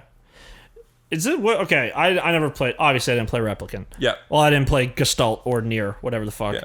Gestalt is the version that we got in the West. But isn't it just called Nier here as well? Okay. Because there weren't 2 versions. Yeah. How does playing as characters work in that? Is it like Nier where it's just like you play a certain section through that, or is it you just only play as big as Papa But Nier? I want to play as the hot girl. Kinda. Yeah. Knowing Ian, he's actually talking about Yona. Who's on the cover? She's the little sister. Okay, thanks. I hate you. Child. Okay, well, I hate you, so I'm talking about Kaine. Yeah, Kaine is great, but no, you don't play as her. Damn. I know She's the best character. She has like the swords that like are kind of like saws. She has 2 saw swords, yeah. Yeah. And she's just Yoko Taro did it all those years ago and we were ignorant. Yeah. She's voiced by Laura Bailey. Still? I don't know. It was all Japanese in the stream. I hope they get the original cast back. I have no nostalgia for it, so I don't really care. I don't have nostalgia for it. It's just actually good. Yeah, but you know, Laura Bailey was the voice of Abby in The Last of Us 2, so I hate it. Kaine is the best character in Nier 1. Yeah, but she has great speeches I don't where like she's screaming at people. from Persona 4G because Laura Bailey was Abby like 10 years later. Oh, and you hate Abby because she's a woman? Yeah. Who's buff and doesn't look like something a straight man. Like it's not meant for the male gaze, just a person that exists. Bro, anything can be meant for the male gaze. Abby's hot. Sure. Not in her initial appearance. But when she's like trying to beat Ellie to death at the end of the game, ooh, then she's hot. Moving on, Near Reincarnation. No, I'll go on for a lot longer. Those arms, bro, I want them to crush me. Near Reincarnation, the mobile game, also got a new trailer showing a bit more gameplay and info. The game is about collecting pieces of weapon stories and then playing through them in 2D. There are also turn-based battles and some gacha mechanics because it's a fucking mobile game. Yeah. Which is sad. But the game looks like gameplay. Like, it's 3D and you move around and you do There's a bunch of gacha fights. games that have proper gameplay. Yeah. So I'm saying this is going to be one of the better gacha games. Okay, yeah. I think Fire Emblem Heroes is one that everyone pops off about, but it's like, sucks. That game sucks, yeah. Yeah. But this that is game's probably pure gacha. Like, literally, if you don't have the good ones, you suck. Yeah. Like, that's it. Like, if you don't get the fucking gold ones, like the 5 stars or the super rares, whatever the fuck, you're just kind of fucked. Yeah. And those games are bad. Like, if I can go through the whole game with a bronze, like a low tier shit, whatever. Yeah. Yeah. I hope this one's good. It probably will be. But at the very least, it's going to have much needed lore. Mm-hmm. Near Automata, the news about that game is it showed off a very large statue. It's also 50% off on all platforms. So yeah, a bunch of my friends bought it this weekend. So you should buy it. Yeah. This is because the game has not quite made 5 million sales. Because this game was like literally refusing to go on sale forever. Yeah. You would be like on Steam, you'd have it on your wish list on Steam and shit, and it'd be like, hey, would you like this game? Yeah, 20% off. I don't want it that badly. It lowered in price a couple times. Like, it's not on PS5 it lowered a lot more. Yeah. But on PC it hardly lowered ever. Yeah. Yeah. Like that's when I bought it. It was like 60% off when I got it on PS5. Yeah, PS4. Fuck. I'm already so ready. Its base price on PS4 now is $40 Canadian. So like half off is making it $20. Like, and at that price, just fucking buy it. It's an incredible game. It's worth your $20. It's like when Titanfall 2 was frequently like $8. Like, fucking buy it. Also, they just gave it away for free for a while. They did give it away for free. Yeah. It's like, yeah, you should have this game. It's good. Mm-hmm. They're also releasing a Blu-ray of a concert that was earlier this year that they did in front of zero audience. Oh, man. Oh, was that the fucking one where the girl showed up in like this 2B cosplay and Yoko Taro signed her thigh? No, that was a different thing. That was great. This didn't have an audience. Like, this was during COVID vibes. Okay. But, and then they also announced there's going to be another Nier Automata stage play. You know what sucks? Yeah? When I get it that like people are trying to make money by like doing like online shows and shit. But I don't want to pay like the price of a ticket to go to the real life show of streaming on Twitch. Like, yeah. Like Pup has like a fucking, they're doing a thing. I think it's because Pup they just decided they're putting out their new album this year. Yeah. It's only been like a year since Morbid stuff. But like they're doing a show but I think it's because the proceeds is definitely going to go like 50% to them. Yeah. But they're playing it at Sneaky D's. But Sneaky D's is also like about to go under. Like they're bankrupt and shit. So I think it's to try and save that venue. You know, Ian, and I say this with all my heart. You don't care. I really hope Pup Wilder minds you. What the fuck is that? The third Mumford & Sons CD where they decided to be a completely different band. Yeah, well, Morbid stuff is already more different than the first two. So what I'm saying is I hope that Pup decides to be banjo only. That would be kind of fun. I hope that Pup decides to be a bad hip-hop band. Ooh. Like Limp Bizkit, but worse. Hey.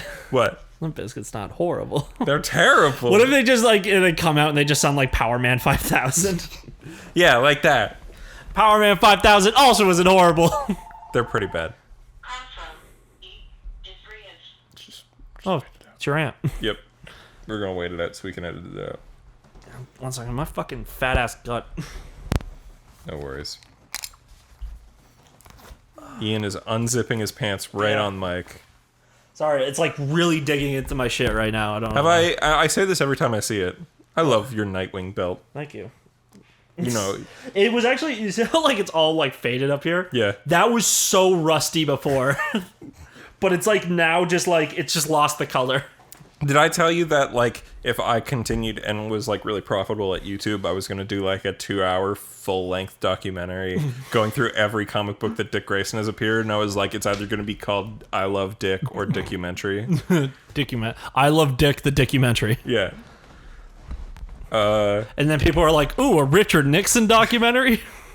Yeah. But Dick Grayson's my favorite comic book character. Don't at me. He's cool. He's the best. Yeah. I just don't know as much about DC Comics. Like, my whole knowledge of DC Comics at this point is just Young Justice. Yeah. Well, Young Justice is pretty good. It's the best continuity. Yeah. Can't wait for season 4, where they fuck it up. How about this? They're gonna they're gonna reverse comic book it. They're gonna have Dick cheats on Barbara with Starfire the night before their wedding. I think Starfire showing up would be, like, in the next season would be good. That would make sense. Yeah. But if they do a big time skip, then they gotta do Damian Wayne. Yeah. But also, they set up a bunch of things that I kind of don't want them to skip Jason over. Todd Yeah. come back. What if they did, like, the first 5 episodes was, like, it was the 5-year time skip, but Skip every episode. just like a year time skip. So, like, pretty much it was, like, the first 5 episodes are just, like, OVAs and shit. Dude. Yes. Where it's, like, individual stories. And then, like, episode 6, it's, like, that's where the main plot starts. Yeah. It's just that for you people who don't know Jason Todd or Damian Wayne, it just tells you what's going on. Yeah, especially because they kind of assume you know some things, because Jason Todd shit is, like, completely under the radar if you don't know who the Especially character is. since Young Justice was still on, like, Cartoon Network when season 2 was going on. Yeah, like, Jason Todd dies between seasons, but they never say his actual name. I think there's just Or no, one... they say Jason. They say something about it, and there's, like, one shot where they look at, like... The graves, and there's a Robin grave. Or I think they look at the suit, and it has the Joke's on You thing on it. Like, something like that. That was Maybe, something like that. Where you see it, and it's like, oh, okay, so Jason Todd is dead. It's not... They didn't just skip him to go to Tim Drake, because Tim Drake's... Which is what they did better. in the Batman the Animated series. Yeah? Yeah, Jason Todd never existed. Probably because it's too dark. Yeah. Where the Batman the Animated Series is already very dark, but they were like, we can't swing that. And then Batman Beyond Return of the Joker is like, yeah, we've traumatized this child and made him kill his fake father. Yeah, we could just have this happen. Yeah. We can have, like, the scariest shit in the world fucking happen in this movie. Yeah. All right. Let's get into the weeks, folks. What are we at? We're actually making good time. Only an hour 25. Cool. Good, because I'm about to waste a bunch of time. Yeah. I don't know. It depends on who goes first. All right, you go first. Oh, okay. Here, I'm going to go with this first, actually. See all this stuff about skill-based matchmaking? Yeah, people are stupid. Yeah, it's dumb. Yeah. Did you send me that? No, I think Anthony sent me a video where it's like skill-based matchmaking literally makes games better. Yeah. Like, it's No matter who purely- you are, it just puts you with people at your skill level. Yeah. It's purely fucking, like... It's supposed to make it so that if you're bad at the game, you're playing with other bad players. But then people who are very good at the game are like YouTubers who are going like, I think I should be able to play with the bad players so I can make content easier. Yeah. It's like, hey, fuck you. You play this game literally every day of your life. Yeah. Play against people who do that. Yeah. Don't make everyone else have less fun. I play maybe once every 2 weeks. Like, fuck off. And, like, if you don't want skill-based matchmaking... I think skill-based matchmaking doesn't have to be in everything. Well, it could be I think unranked would be not skill-based, and then ranked would be skill-based. Yeah, but the thing is that they have skill-based in everything. I just think that for unranked, it should be a little less stringent. Sure. Yeah. That's a conversation worth having. Fucking skill-based matchmaking making games worse. They're only for fucking tryhard losers, and you shouldn't care. Blah, blah, blah, blah, blah, blah, blah, blah. Those people are stupid and dumb. I'm sorry, what? The people who are like, fucking skill-based matchmaking just makes games worse. Oh, no, you're dumb. Dude, you are stupid. Yeah, they're just dumb. So, like, there's skill-based matchmaking in Fall Guys, so you have a higher chance of getting that fat W, that fat crown. Because if, like, Kyle was fucking telling me that when he plays by himself, he literally gets, like, knocked out in the first 2 rounds, but when he plays with, like, Chris and Emma, he wins. Because Emma has going on there. Like, because Emma's never skill. won, and I don't think Chris plays like unless Emma's there. Yeah. So both of them just bring down the overall skill level of the people they have to play against. Yeah. So if you want to fucking play with shittier people, go to an unranked game type, Yeah. If you're like a fucking, like a legendary eagle in fucking CSGO, go play. Actually, CSGO doesn't work as well because CS doesn't have, like, their competitive mode is completely different from their social modes, which is why CS sucks. Because CS actually breeds, like, hatefulness. But Valorant shit, it has an unrated game type that is exactly like the competitive one. Just go play unrated if you want to be a fucking, like, really good at the game or Go not play care. some of the game modes that don't really matter how skilled you are. Someone Like a gun game in COD. Fuck yeah, gun game is sick. Gun game's the fucking best. Gun game should be in every first-person shooter. It's so good. It's great. But I think, like I said... Fuck, I can't remember what I was talking about. I just kind of said that, like... If you want, only play competitive if you're going to be competitive. Yeah. Why are you going there and, like, getting mad at people for getting sweaty at you when you're in a game type called competitive? If you want to just, like, fucking breeze over people, don't play competitive. The fucking the people in the NBA and the NFL don't fucking go to the playoffs and say, LeBron, why are you getting mad that I missed the shot? I know there was no one around me guarding me, but I just felt like going for a hook across the Michael thing. fucking Jordan went to a random park full of kids and trounced them, he'd be an asshole. Yeah. It would be funny if someone was recording it, but then he has to turn around and be like, hey guys, thanks for playing some basketball. Yeah. Like, you're supposed to let the shittier people win sometimes. Unrated, quick play, whatever the fuck. It is for fun. Yeah. That is where it's like, I'm going to do some dumb shit. Fucking, as soon as you get in competitive, that's when people can start yelling at you for performing stupidly. Yeah. Or if you're, not really, you shouldn't be getting... Yeah, don't yell at even people. in competitive, there's firm teamwork is what you need. Yeah. Like, if someone actually fucks up, like, does something stupid, then you don't say, why didn't you do this? You just say, hey, man, for future reference, if you used your E there, that ability really would have helped you. So, like, that would have been better. Do you know what games desperately need skill-based matchmaking? What? Fighting games. Fighting games have skill-based matchmaking. I don't know. It's just not enough people play them. Oh, yeah, that's it. Yeah. Because I always go into games... Because I like playing fighting games with friends, but the second I go online, I get fucking Mick-bopped for years. And I go, oh, cool, this isn't fun anymore. Yeah, well, because even then, like, our commitment to the game is very much like, we're still, like... We're gonna end up mashing at some point. I will play it for a month, and then by the time DLC comes out, I will have stopped playing it. Yeah, but then, like, you go online, and, like, the guy you're playing against, he's in the same rank as you, but he's been watching fucking, like, combo videos and practicing them and, like, labbing them out. So then when you go to play against him, you're pretty much just a fucking punching bag for them. Because it's still care. Fun sometimes. Because sometimes you're like, oh, I got a few good hits in, though. Yeah. You know what I mean? I took a round off this man who fucking perfected me the first time. Yeah. Yeah.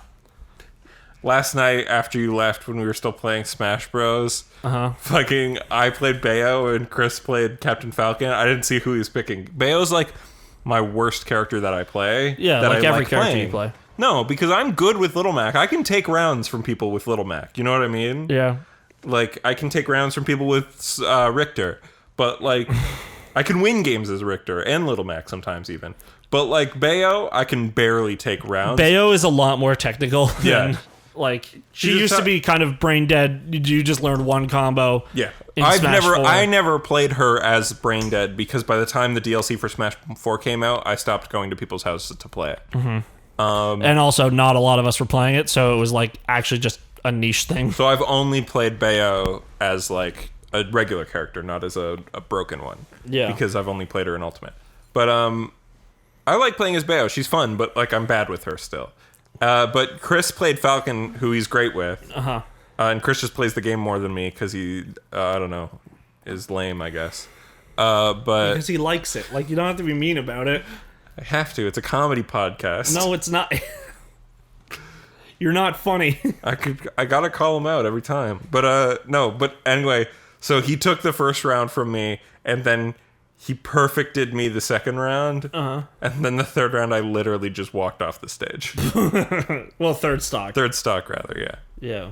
I literally just fully walked in the opposite direction and was like, I don't fucking like this game. It's bad. And then I didn't play for a long time. Nice. For my birthday, I think I said this on the podcast last time, or maybe it was after. But for my birthday, when people came over, I literally uninstalled Smash off my Switch. Yeah, and Nathan fucking told me, so I brought my Switch. But then we still didn't play it. Yeah, we didn't. Which is good. Yeah. Because we enjoyed playing Secret Hitler. A fun game. Yeah, not as good as Among Us, though. It's the same. It is. It's just Among Us is still like... One is a tabletop game and has The other all of one the is a pros video and cons game. of a tabletop game. Yeah. The other one is a video game and has all the pros and cons of a video game. Among Us has like things where I can just straight up be like, that's the villain and we all know it. Yeah. Man, fucking... I hate everyone that plays with Chris. Everyone...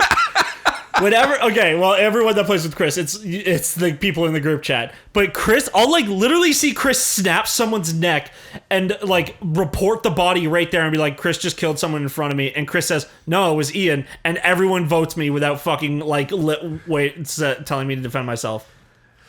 And that's only a play I've done with Ohio people. Like, did I tell you about my God play? Or I literally, this whole week has been so fucked for me. Yeah. Because I've been like constantly sleeping and also not sleeping. So on like Sunday night. Yeah. Or Saturday night. Oh no, because I didn't go out last week. So I think it was Saturday night. Mm-hmm. We were playing Among Us. Everyone in my Discord, all the Americans.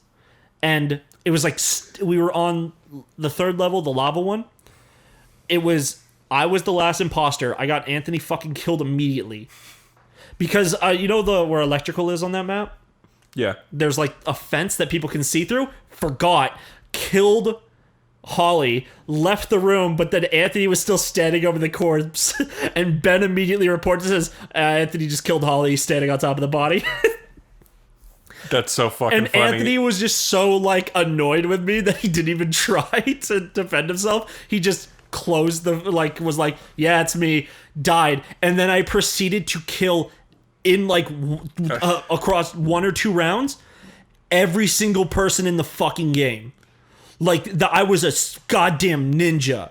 Like no, I would kill like 3 people and then they'd find one body. It was the first body I killed and go like, oh my god, who's doing this? And then it got to a point where it was like me, yeah, Ben, Nathan, and Stevie.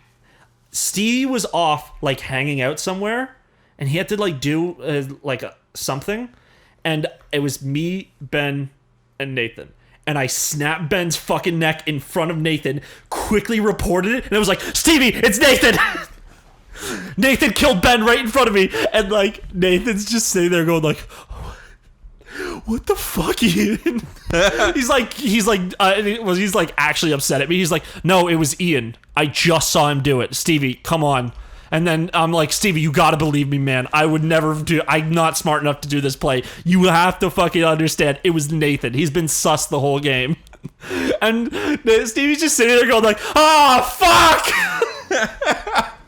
Stevie's the only person I knew I could fucking pull this over because he gets very flustered when people start yelling at him. Oh, poor Stevie. Yeah, so, and also it was like his first ever game. Oh, poor Stevie. So he ended... Stevie, I know you're listening.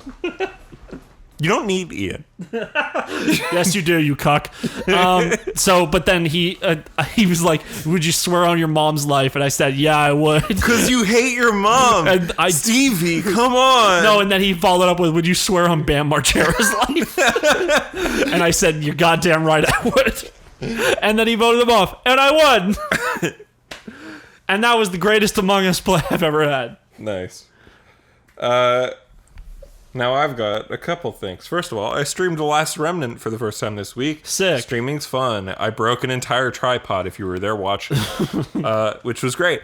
The highlight of it is on my YouTube and my Twitch, twitch.tv/themediahole, youtube.com/N8SComedy. Yeah. I cut out the bathroom breaks and stuff in the version on YouTube and the highlight version on Twitch. So, you know. And I cut most of the tripod fucking with. But yeah, I get pissed near the end of that. But that game's really cool. I'm going to play more of it. It's very long. I probably will not beat it on stream because it's like 60 hours. Well, you could do the thing where you just do like all the side stuff or... Yeah, I'm not sure. Like I think it's just a long game. No, I don't know how much side stuff there is. But yeah, that game's cool though. And I'm going to play more of it on stream and you should watch. Ian might drop by maybe to stream with I you. don't know. Maybe I have to get kicked out of the house a lot this week. Yeah. That's why, like, I finished work and I'm like, oh yeah, there's like 5 people at my house right now Damn. because they're all coming to see. They're trying to buy that shit. Hell yeah. What else did you do this weekend? I played a bunch of Hades. Oh, that game's great. The game's sick. It's probably one of the best roguelikes you can play right now. Yeah. I find It's so funny everybody's talking about that game because I got it right when it came out. yeah, that game. Well, that was on Epic Game Store, so I couldn't buy it. I just wouldn't buy it then. No, but I bought it on Switch, Hell yeah. so I've been playing it in like my car on breaks at work. So I've gotten to Hades like twice now. Yeah. That fight sucks. I don't like it. I don't like I think the game's great. I just don't know perfect synergies and shit yet. Yeah, I didn't get super far. Yeah. I feel like the only time I ever get to the final part is when I use the normal sword and there's like a lifesteal ability you can get. Yeah. Where like your damage is increased, it heals you for +2 every time you hit someone, but then like you lose 60% of your health. And then you got to like steadily bring your health up from 20 or 70 if you have like the maxed out Cerberus collar. But Right. just there's a lot still trying to get into it. There's definitely a lot more stuff I'm going to get that makes like the base game easier as like when I beat the game for the first time. Yeah. I had a really good run today, like I was actually confident about it, but then Hades just fucked my ass up. Cuz he's a hard fight and he has a lot of ads and stuff. Yeah. Yeah. Supergiant has not made a bad game. What other games have they made? Bastion, Oh, you're wrong there. Transistor, You're wrong there. Pyre. Don't know that one. Those games are all fucking great. I haven't played Pyre. I haven't played Bastion. I've tried to play Transistor and I don't like it. You're wrong. Okay, well, it's literally a matter of opinion. And people are really torn on Transistor. Who's torn on Transistor? A lot of people. Are you thinking of the same game that I'm thinking of? Yeah. The That one game- where the sword talks to you. Yeah. Yeah, it's whatever. That game's okay. All right. That game's fucking incredible. Okay. Next up, I played a little game called Rivals by Tim Scheinman, aka Owl Skip Studios. It's a game so indie that on the day it came out, it wasn't in the new releases section of Steam. And when you search it by name, you have to include the developers because it fully does not come up. If It just says, do you mean Rivals of Aether? Yep. But Rivals is a great game. It's a super indie game. It's like $5.50. It'll take you like 2 hours to beat it. What it is it's kind of like a little... It's almost a detective game, but what it is you get all of this sort of information because your character is writing a book about these two dudes, Josh and Luke. Are they rivals? Sort of. Who, like, in the early 90s or whatever, they formed a band straight out of high school. They put out an EP together, and then they both split off and had, like, sort of different careers. One went solo, one went with a different band. And they were sort of had this public rivalry against each other, and they each saw a version of success and a version of failure. And it's sort of about So this sounds like a very story-driven game. It fully is, yeah. It's a game that I'm takes not place, here for your visual novels. It's a game that takes place on one screen where you're trying to put together the order events take place in so that your character can write a book about them. So it's a puzzle game. Yeah, it's like a investigation detective game, but it's all on one screen. Okay. And you get this like music that's just made up for the game that's all really good, like sort of indie music. It's really cool. You can beat it in 2 hours. It's super cheap. I would highly recommend it. If you liked something like Return of the Obra Dinn, which is like essentially the big budget version of this very indie idea, Yeah. you'd probably like this. Return of the Obra Dinn is like a 10-hour game, but you can walk around and there's more visual stuff. Whereas this is like very much just like it's point and click. If you like stuff like Telling Lies or Her Story, Tell me lies, tell me sweet Telling little Lies. Da, da, da. If you liked Sam Barlow's games, if you liked Return of the Obra Dinn, you'd probably like this. It's really good. I'd highly recommend it. Super indie, but it's worth your time. even if you wind up walking away from the experience not liking it, it's short enough that you'd still be like, well, I'm glad I put. It's short 2 enough hours that in. you could return it. No, that's shitty. This is so indie. This is a fucking game made by one person. That's such a shitty thing to do. So I'm It's only fucking over one $5. person, whatever. But it's fucking $5, Ian. And I fucking found it. Yeah. I went through a bunch of shit. Yeah. Yeah, like no one's played it. Yeah. It's so good though. Like it's truly very fun. Like it's interesting. It's neat. Like you know. People make so little money on Steam. If you're gonna buy this, don't return it. But buy it. Mm-hmm. It's fucking $5. Like.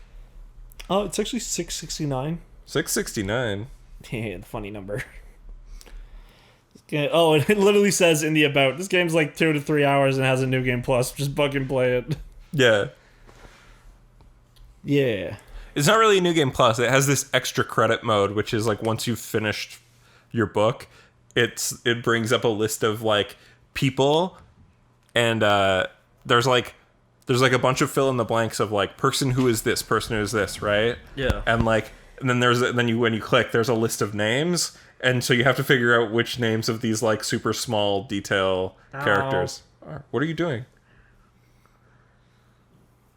Nail. I had a fucking hangnail. Oh, that sucks. Well, it wasn't a hangnail. It was like, you know how like your nail just chips sometimes? Yeah. So I was like trying to like, I twisted it, so like I was just hopefully going to get that one spot it was in, but then it went to the under the skin part. It's fine. It'll be just sore tomorrow, so whatever. All right. Yeah. Live in the moment, all right, fellas? Don't wear a mask. But yeah, man, pick up Rivals. It's good. It's cheap. If you don't like it, it didn't take up so much time and money that you can feel mad about it because it's at least still like interesting. Every review on Steam is recommended. Yeah. It's mostly positive. I would say it's overwhelmingly positive because everyone just gave it a positive Everybody's review. giving it a positive. All 3 reviews. All 3. Thumbs up. I feel like sometimes there's things that you do in this world that make you feel like a fucking really cool person. And one of those things is playing something that has 3 reviews and recommending it. That makes me feel cool. Yeah. Tim, I loved your game. I know I'm not the coolest person who's told you that because Lucas Pope reviewed fucking one of your previous games. Some guy, yeah, but that's like this is his only game on Steam. Yeah. His other game's on itch. Not on Newgrounds. You can't charge money for shit on Newgrounds. Yeah, you just get ad revenue. Yeah. And also not that much because it's Newgrounds. Yeah. Nobody uses that shit anymore. Unless they're out there trying to watch porn. Even still, didn't they get rid of the porn? No. Tom Falp is like, no, I'm never getting rid of the porn. Because Newgrounds is like supposed to be an art community. It's not supposed to be something that like, yeah, he'll get rid of like lolly and pedophilia stuff. Yeah. But like hyper violent stuff is still there. Like a lot, like a bunch, like gore fetish art shit. As long as they're not underage, it's allowed on Newgrounds. Ian, you look uncomfortable. You know your double pillow set is right on the ground next to you. It doesn't work that well. Look how fucking far I am here. All right, Ian. We'll get you one of these. I don't really care. What do you mean you don't? You just complained about it. You I just want my chair back, but this chair's in the way, so I gotta use it. Yeah. Yeah. But the bigger, nicer chair as opposed to the fucking broken-ass desk chair. Do you have anything else, Ian, or can I go into my third thing? Oh, yeah. Well, I don't know. Do I? Well, you just did your fucking thing. It's my turn. Thing. Yeah, that's what I mean. All right, so other than Hades, I've also been playing... I talked about it last week. I've been playing Bullets Per Minute. I unlocked a new character. Yeah. Now the game is much better. Okay, also because I don't have a good sense of rhythm. Like, always. I'm very bad at rhythm games. Like, I can use the music a bit, but there's the visual indicator, and once I use the visual indicator, and then when I'm in the rhythm, I can do it. But if I have to stop, I have to go back to the visual indicator. Like, so in this one, it's like there's a closing thing. Yeah. It's kind of like the stand, like, you know. It's like Necrodancer. I guess, but I haven't played Necrodancer. Okay. So it's like the thing goes to close, and then like do an action or start to shoot or whatever. But then once I start to shoot, I can shoot on beat. I do it really well. But the fucking problem is that while I'm having to shoot on beat and look around and aim and hit things, the fucking game is also like, here's a bullet hell. Not really. It's very minor, but it's still difficult to do in first person. Yeah. So I'm also having to move, and then it fucks me up. But then my problem with the game initially, the saturation thing is still a problem where all the enemies can kind of blend into the background. Yeah. Like they need some sort of outline around their bodies so it doesn't fuck me up as much. And also they wouldn't have to change all the art design and shit. Yeah. But the fucking the people, the character you start with, she is a lady with a pistol. Everyone starts with a pistol, but hers is like a shotgun pistol. It does no fucking damage. It's so weak, and you actually have to be like face to face with the enemy. And it's just so awful. Sounds like a bad shotgun. Yeah, it sounds like shotguns being the least skilled weapon in video games. That's stupid. Yeah, but then I got to like I beat the first area. Like I would say snipers are the least skilled weapon in video games. Okay, because you can be far away and kill in one hit. Whereas yeah, shotgun, you have but to you be close still and have to hit. Kill in one hit. With both of them, you still have to hit. Yeah. And shotguns, the guy who was claiming that was because they can just sit behind a fucking corner. But you can do that with literally any weapon. A fucking sniper. Yeah, okay. They both have their same ones. Whatever. So I unlocked a new character. He has like a slightly more health, but I can't regenerate it.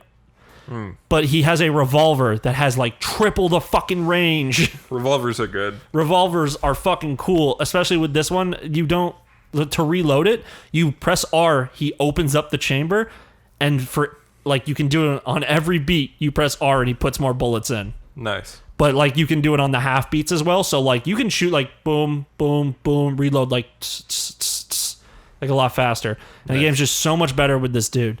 Like it's just much more fun. If they just changed that fucking lady's gun, I would have never had an issue with the game. Like before, I would say it's a not recommend, but now I've played the second guy, I'm like, it's more of a recommend. Nice. Yeah. I'm still having... I've only gotten to like the 5th level in that, though, and there's like 10 levels. It's much harder than like Hades. Yeah, but Hades isn't trying to be hard. Hades is more fun. Yeah, Hades is trying to be easy. Yeah. Also, Hades it's is like... story-based. Anyone can get into Hades. Yeah. Because it is a top-down isometric game. Yeah. But beats per minute bullets per minute is a fucking first-person shooter. Yeah. It's like Quake first-person shooting. Like, very fast. Yeah, And also you have to again, be on rhythm. Again, Hades is intentionally mostly easy. Yeah. Like, it's a story-based I would game. say the bosses are the only hard part. Yeah, because, again, Hades is trying to be a Isn't story there an game. easy mode in the fucking settings? You could put on God mode or whatever the fuck? Yeah. Makes You can just put on God mode and make it pretty much impossible to lose. I don't want to do that. No, but it's like, this game also is significantly story-based. I've done like 30 runs and I've gotten close to beating the game. So I don't think it's like that bad. No, yeah. Like- I don't remember where I was at with the game, but I was I'd also playing it rather on early quit the access. game forever than play on easy mode. Unless the hard mode actually if there's 2 difficulties, yes. Hades has 1 difficulty with an easy mode. Like I'm playing bullets per minute on easy mode. Like because it's easy or hard. Speaking of games that Like Isaac does I'm that as playing well. on easy, What? I just picked up Metal Gear Solid 1 on good old games. Oh, good for you. And I'm playing it on easy. Not normal, not very easy, not hard, not very hard, not European extreme. Yeah. Playing it on easy.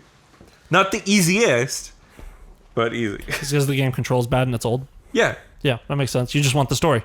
Yeah. Same. And I want every the time vibes in the gameplay. Yeah, every single time I think about playing Metal Gear Solid, I'm like, yeah, but do I want to invest the time for like the story beats I already know?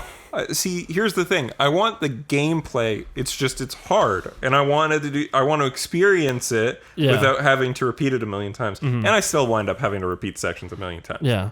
Because I've seen the Russian man hard. cry at the end of MGS3. Yeah. And then I've also seen, I think it might have been Octopimp where he made an edit. I think it's also MGS3 where Revolver Ocelot jumps into like the plane Snake is on and like they start tussling around and like they're fighting but like there's supposed to be this long cutscene where they like fight each other in the plane and then Snake throws him out the other side, but someone edited it so that Revolver Ocelot just jumps in to attack Snake. Snake rolls out of the way. He bounces off the ground and falls at the other side.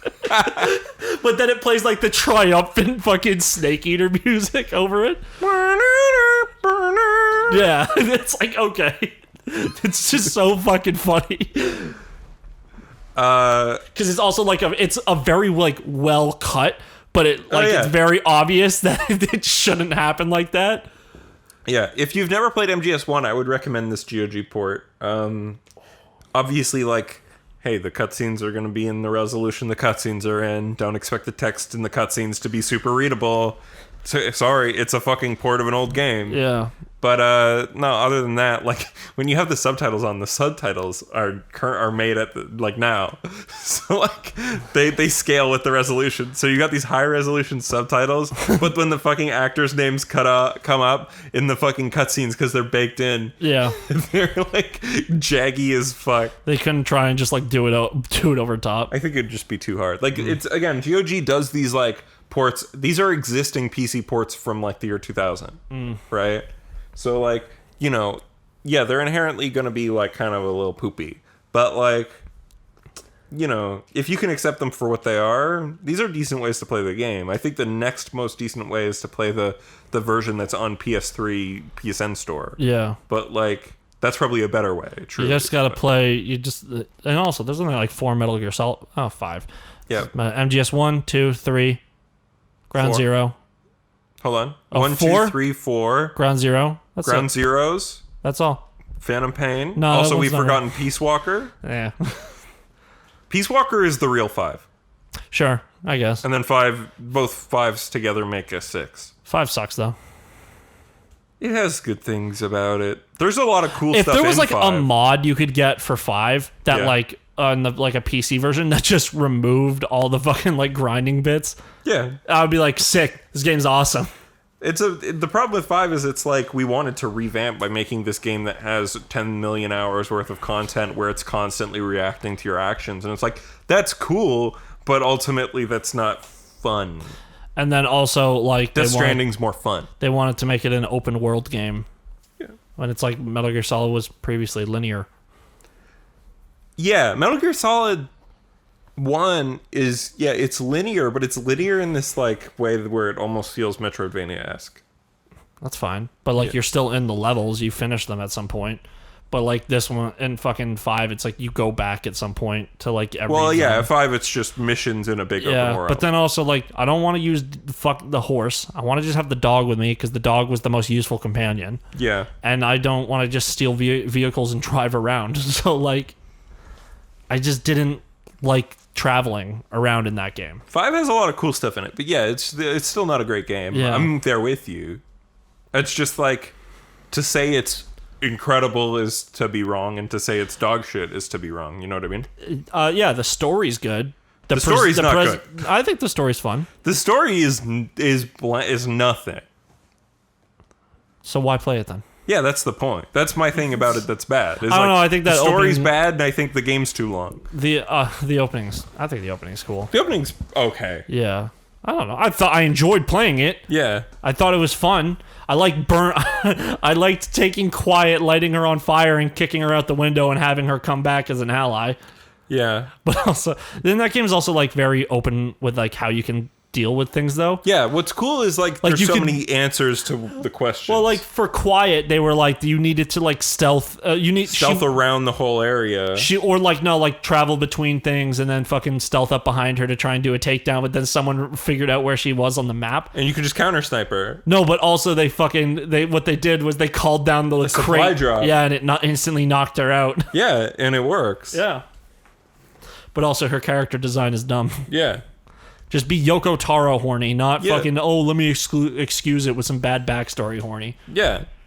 Yoko Taro goes, I wanted it to be hot, but also there's backstory. Well, but when he someone says, why did you make this character like this? He says, I like hot women. And Yeah. that's it.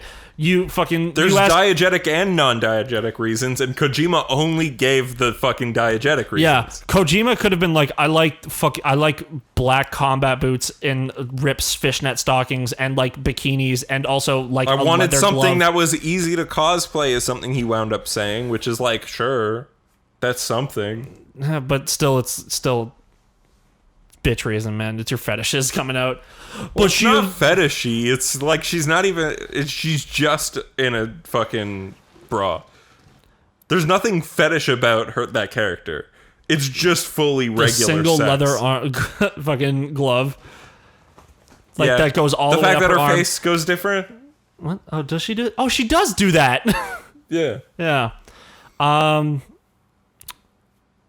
I don't know. I just remember reading this whole long thing on Tumblr about like her reason for dressing like how she does is because she wants to is because she's a plant woman now. But then like... But the old guy in 3 is the same thing. He's also a plant man. The end. Okay. And he wears full clothes. Okay, yeah, so that wasn't even considered. It was that the arm being covered by the black leather glove is... There you go, you're keeping it away. The bikinis aren't made to be moved around in, and she can move at like super speed. Mm-hmm. Same with like the fucking like bottoms. Yeah. And then the fucking tights. Leggings, the tights, yeah. Yeah. Like the sheer tights also would stop you from getting direct sunlight into your body. So other than the bottom and the top, Yeah. the bottom and the top are not functional. Like for what she is. Yeah. But then everything else is so made for horny Yeah. that it's like, if you just said it was made for horny, we'd fucking judge you less. I wouldn't be talking about it anymore.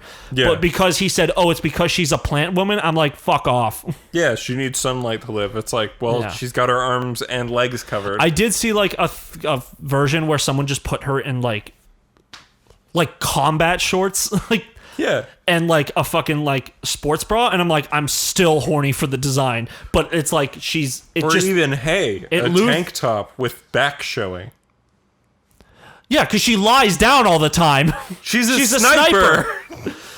And also, based off of how the human body is, depending on where the sun is, you don't get a lot on the front, Yeah. because unless you have perfect posture and you're like, yeah, or no, beyond perfect, then you're just like this the whole time. Yeah. Generally, your front is more covered than your back.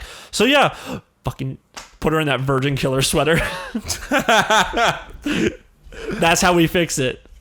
Yeah, like an open back tank top, or even fucking like a crop top. Still, it's better than what she had. Truly. Yeah, covering her limbs with something to no block other the Metal sun. Gear game has characters that are sexualized. Oh, actually, you were talking about this last night, but I was too tired to even fucking say it comprehensively. What? Someone got banned on Twitch For what? because someone was doing a blind run on, I think it's MGS1. Yeah. Is MGS1 the one where you have to find Meryl by looking at her ass, or is that... Yeah. Yeah, so that guy the person was like genuinely stuck, couldn't figure out what to do, and the dude came into chat.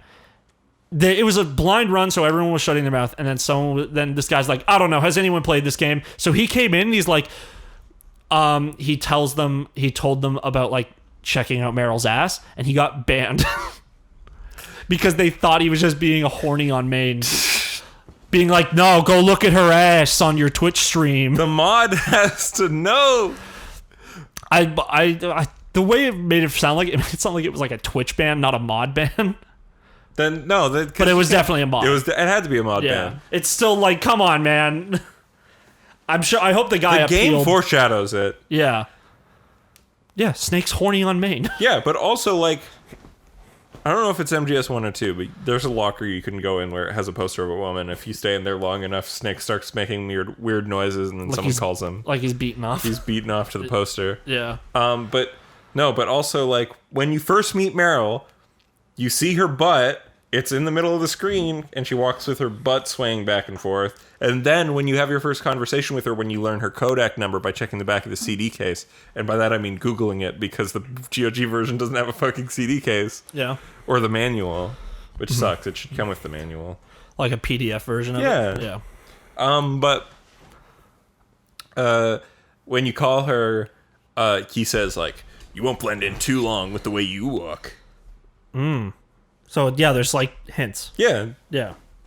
It's not completely out of nowhere. The one that's completely out of nowhere is the fact that when you go to do this area with the lasers, that there's like invisible lasers, and if you trip them, gas comes out and you just die, is that you're supposed to smoke your cigarette in that room. Oh yeah, I remember that one. Yeah. Well, I remember it because someone's told me about it. Yeah, it was in fucking Metal Gear Awesome. That's how I remembered it. Yeah. That part's hard though, because like you can only see the lasers in where your smoke rises, which is cool. Very like, again, those games have cool amounts of detail. Fucking MGS2 has like, if you shoot a pipe, air comes out, and if you shoot fucking glass, it like falls off the table, or ice melts in fucking real time. Which MGS was it where like if you kill too many people in the game, there's like a part where you go through a swamp? Yeah, and it makes it harder because you're killing too many people. If you go non-lethal, the swamp's empty. Yeah, you just walk through it. But if you kill lethal, there's like people there trying to pull you down. Yeah. Yeah. It's the swamp of sadness. Atreyu. No, it's the sorrow. Swamp of Sorrow? No. It's your fight against the sorrow. Oh, okay. The pain is the bee guy. Bees. Yeah, Cool. there's a bee guy. Yeah, cool. All right. But yeah, Ian, you should get MGS1 on your PC. Meh. I don't know. Maybe. You could just not, also. That's fine. I might. Who knows? The world's a vampire. The world is a vampire. All right, how many more things do you got? That's all I have. All right, cool. Here's my big thing. What'd you do? I rewatched a bunch of Marvel movies. Oh, yeah? We were going to do that together. Oh, I never do anything with you. It's rude. And I also just was doing it well. So I finished Iron Man 1. Yeah. The movie's like a 4 out of 5. Yeah, it's a good movie. It's a good movie. It's good. It does what it needs to do. Yeah, I just said like it's not as good as I remember. It's still better than anything DC has done in the last 12 years. But I'm also watching them in order. Yeah. So I had to watch Iron Man 2 next. Oh, you didn't watch Incredible Hulk? No, I didn't. It's not on Disney Plus. Or it's not shown in the order at all on Disney Plus. The Disney Plus order's weird. They put Thor Ragnarok after Black Panther, I think. Weird. All right, so Iron Man 2. Not as bad as I remembered, honestly. Is this you coming out to say that you love Ayn Rand? What? Oh, Iron Man 2 is basically an adaptation of Atlas Shrugged. Okay. Yeah. Don't know what that is either. Atlas Shrugged is Ayn Rand's book about how the government shouldn't take things from you. That capitalists should be left alone. If you invent something, even if it's something that the government might need or want, they're not entitled to have that. That's literally Iron Man 2 is almost exactly. Yeah, no, that straight Atlas up is Shrugged. the whole movie. Yeah. The government's like, you made this tank airplane. Yeah. And it's a military weapon that can do murder. Yeah. And you will not give it to the government. And you also government. did do murder with it. You've done a lot of murder. You've gone to other countries to kill foreign nationals. Yeah. In your murder suit. Yeah, no, the government's not wrong. But since it's the US government, I don't like them. But Obama was president at this point. Yeah, but we don't know if Obama was president in the MCU. He was, but he only served one term. Why? Who was president in the other later part? The president that's in Iron Man 3 that he saves is a white guy. I've actually never seen Iron Man 3, so I'm gonna. That movie's better than people say. Honestly. Yeah. Well, people are like, oh, the fucking twist, Yeah. and I'm like, it's good. It's actually subversive. I didn't like all the stuff with Tony Stark. Like, I wish they were able to actually fucking care about the alcoholism subplot instead of glazing over it and not making it they interesting. kind of just like put it as he's dying, like so he's kind of living his life to his fullest. Like that's his whole thing in the movie is that he's the blood, like, you know, it's there, but it's like the reason why he gets super drunk at the party is because Black Widow, as his assistant at that point, says to him, he asks what would you do if you're going to die, if you knew you were going to die in the next year? And she would like, I would live my life to the fullest, doing whatever I want with whoever I want. And like, I don't really like that last part, but I get the doing whatever I want thing. She means doing lots of sex with lots of people. Yeah, because she's horny. I mean, I would just she's made to make the men around her horny. Yeah. And including when he's where Tony Stark can I get one of those? Yes, but also he's hologram looking through her files, and he pulls up like just a straight up like boudoir picture of her, and she's like, oh, she modeled in like France, and it's just like super hot picture of Scarlett Johansson. It's just like yeah, and it's like, bro, that's like your girlfriend but not your girlfriend sitting next to you, and you're like, yo, can I just fuck this chick? Like the whole time. Well, him and Pepper are together at that point. They're just, yeah, but they don't like engage any differently than how they were in the first movie until like the end of the movie. Yeah, it's funny because I think the message of Iron Man 1 is like positive. It's like, you know, war's bad, selling weapons is bad because it's bad, and then Iron Man 2 is like, fucking capitalism's good.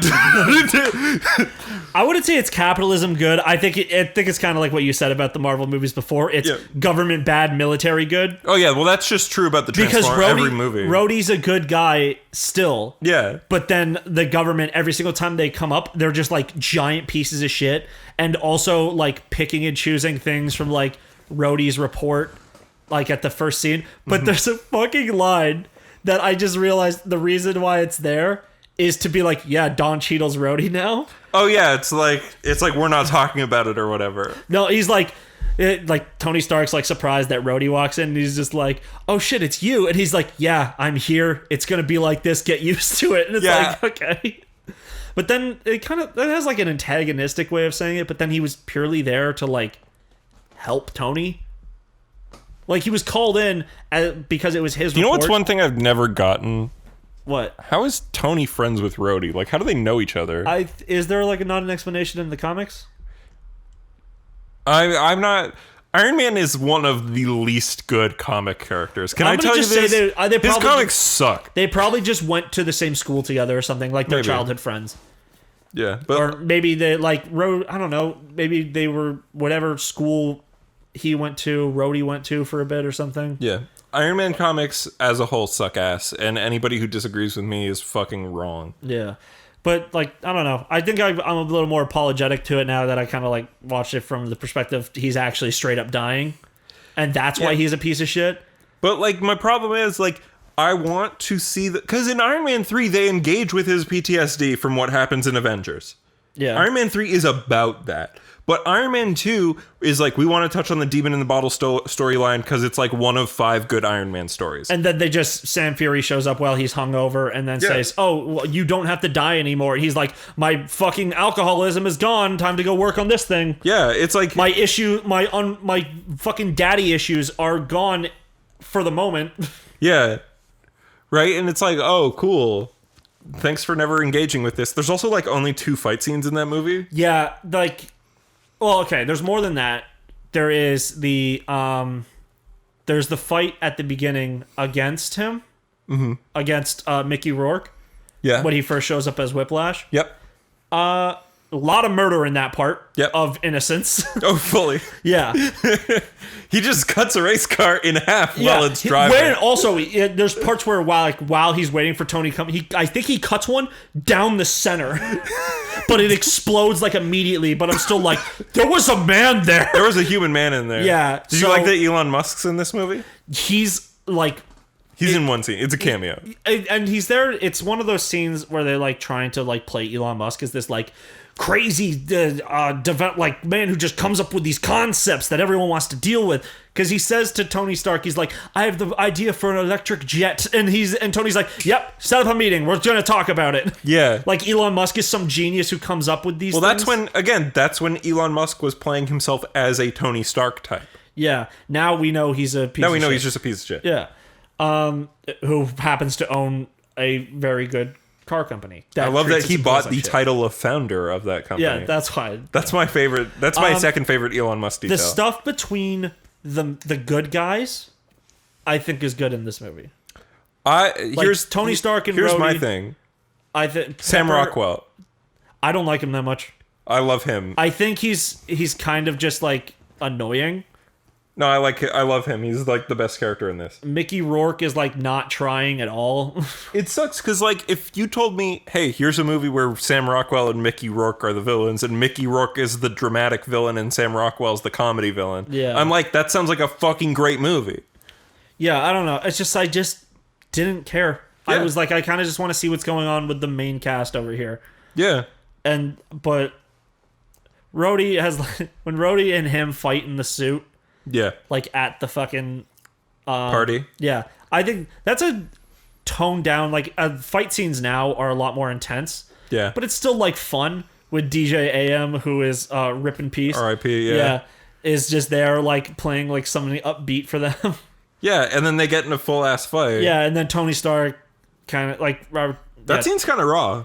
Yeah, where Tony's just like he's like losing his friend because he pushed him away by being an asshole. Yeah. So like the way he behaves as like a direct fucking like he was at fault. He's a dickhead. When he goes to apologize to Pepper later, he's still an asshole. And he's like here's something that doesn't make sense though. Pepper goes to Natasha. Yeah. At the fucking like party, and she's like yelling at her, berating her, saying like Tony's drunken antics is your fucking fault. And then like the next scene, she like Natalie fucking calmly walks into the room and gives her itinerary for her flight to DC or whatever. And they're just like cool, and Tony Stark just says to them, he's like, "Oh, you guys are friends? I thought there was an issue here." And they're just like, "No." And I'm like, then what the fuck was that scene? It's like you keep having these like meta things. Like it's like with Rhodey there, and it's like with that The argument first that Iron happened. Man did not have a script. I don't know if the second one did. Iron Man 1 fully did not have a script. Though half that movie was improv. Yeah, but like It managed to be so good. Yeah. So maybe it was just Jon Favreau trying to recapture that magic. Yeah. But it was just doesn't make any sense with what happened there. Yeah, I don't know. Who knows, right? But then Like, also, if they just said that they told Pepper that they were like SHIELD agents or whatever, it would have explained it the tiniest bit. Yeah.